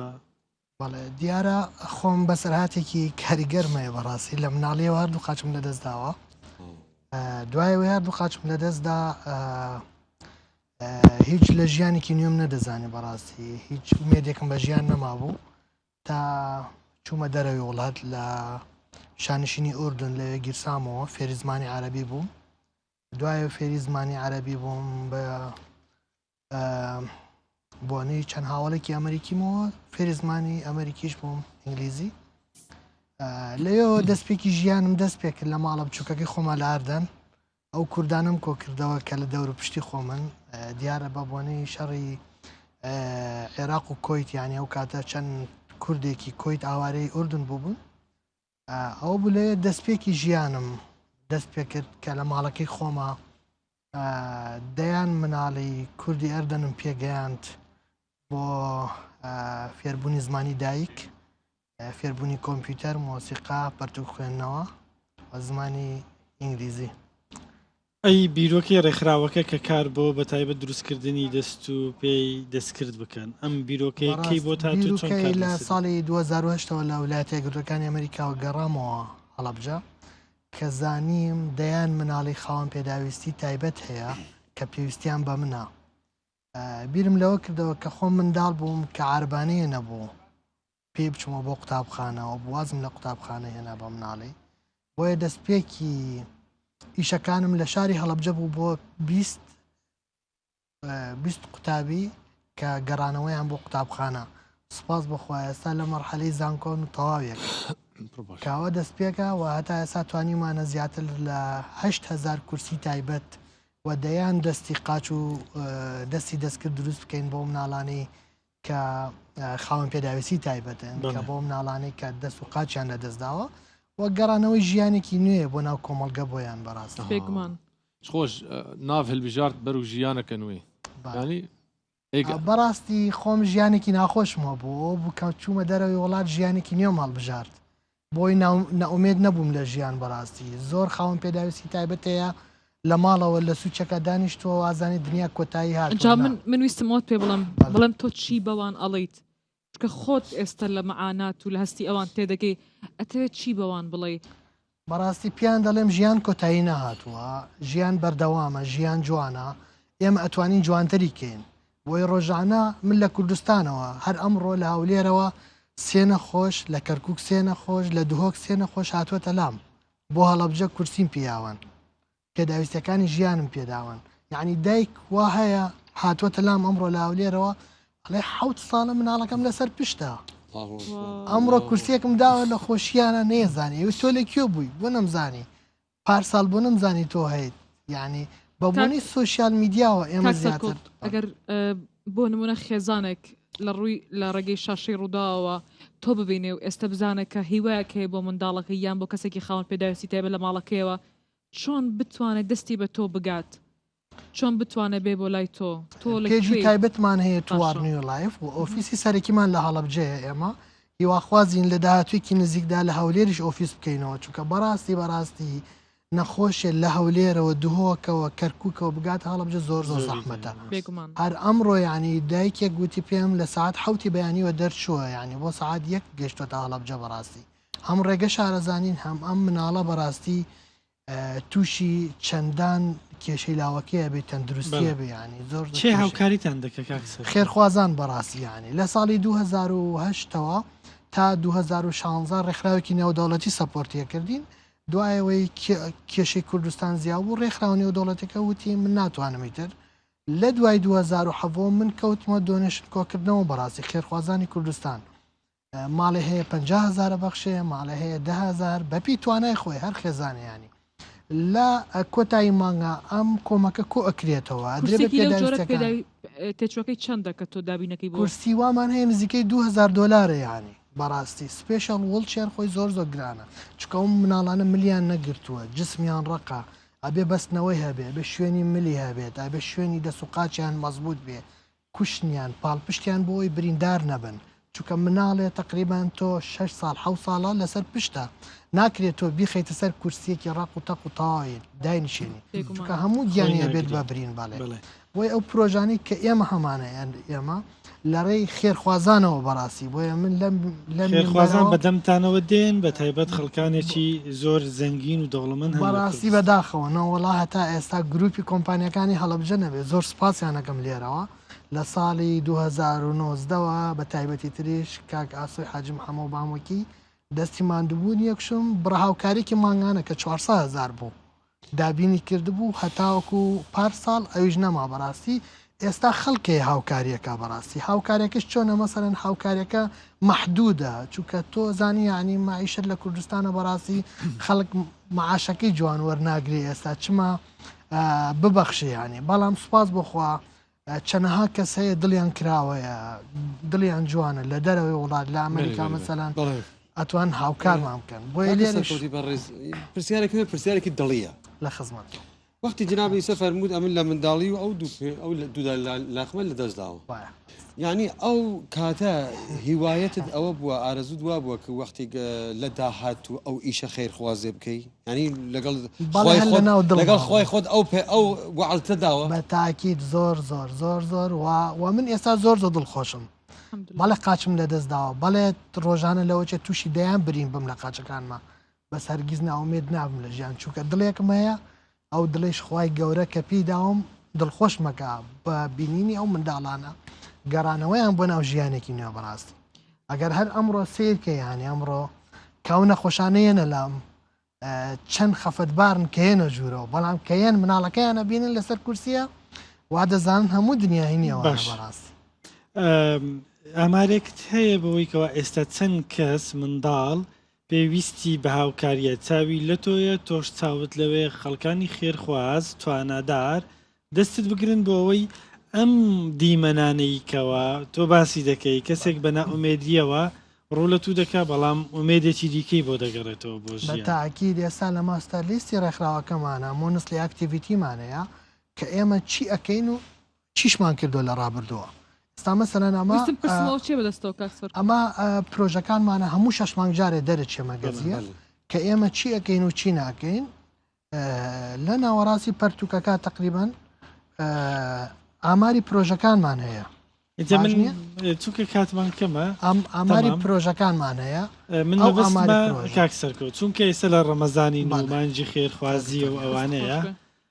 ینی بۆ ئەوی ئەوانەی کە دەمان بینێ چەند منداڵ پێویستی بەوەیە چاوەڕێ ئەوە دەکات دەستێک قاچێکی دەستکردی بۆ دروست بکرێت زیاتر لە 500 مناڵ تۆمارە لەلام کە هیچیان بۆ نەکراوەتە ئێستا زۆر لەو مناڵانە خەڵکی هەولێر و دهۆکن پارەی کرێکەیان نییە بێن هەڵەبجا بۆیە من داوا لە حکوومەت یاریێمی کوردستانەکەم کە شوێنێکی تایبەتمان بۆ دابینکە ئێمە هیچمان ناوێت باوەڕ بکە وەکو سەرکۆ خۆمیچم ناوێت نە پێویستم بە معاشە نە پێویستم بە موچەیە هەدەفی من خزمەتکردنە هەدەفی من گەڕانەوەی ئەو مناڵانەیە بۆ ناو ژیانەکان دەڵێ وەڵام من داوایان لەکەم تا سەر هەموو کەس زەنگین نابێ و تا کەس هەموو سەریش هەموو کەس دڵخۆش نابێت لابلا ڕۆژێ دێک کە ئەوان منداڵێ دەبینین لە بەرچاوی خۆیانە لە خێزانەکەیانە کە خاوەن پێداویستی تایبەتە ئەو کاتە لە هەستی خێزانەکانی کە تێدەگەن کە منداڵی خاوەن پێداویستی تایبەتیان هەیە زۆر سپاس تەمەەن درێژبی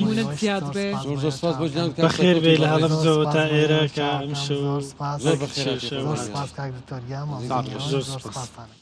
کاک سەفقان محبەتێ مهنەت زۆرن حب دەبێن بێشەک بەلای مەلای جەزیری بەلێ خوایە دەبێ حب دەبێن بێشەک بەلای مەلای زیریە مەلای جەزیری تۆ بۆمە بێژە و ئەمژی کەرەمکە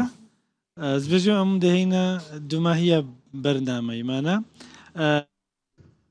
کاتی بەرنامەکەمان کۆتایی بێهات لەگەڵ کاکسەرکە و لەگەڵ سەفقان کۆتایی بە پرۆگرامی ئەم شەوی پاشی بدەینین زۆر سپاس کە تا ئێستا لەگەڵ ئێمە ماون و بەیەکەوەش دەبین تاوەکو سەفقانیش دوا بەرهەمی خۆی پێشکەش دەکەن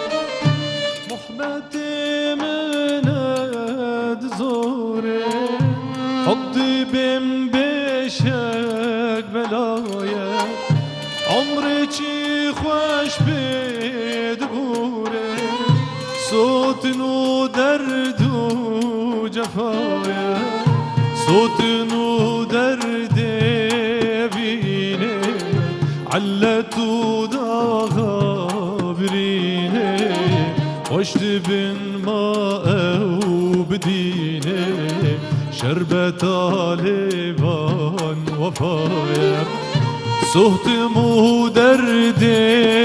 بینه علتو داغا برینه خوش دبیم ما او بدینه شربت آلیوان وفایه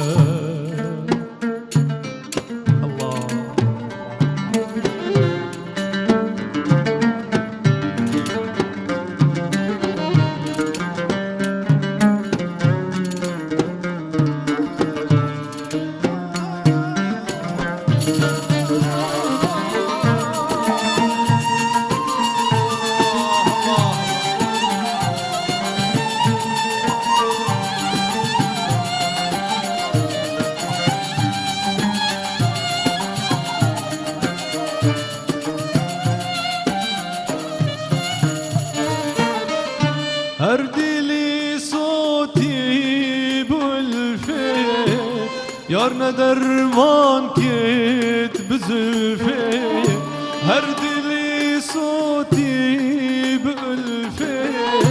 یار ندرمان کت بزلفه تا أبد أو بند قلفه عشق دردك بدوايا تا أبد أو بند قلفه عشق دردك بدوايا تا أبد أو بند قلفه عشق دردك بوفايا تا أبد أو بند قلفي عشقي دردك بوفايا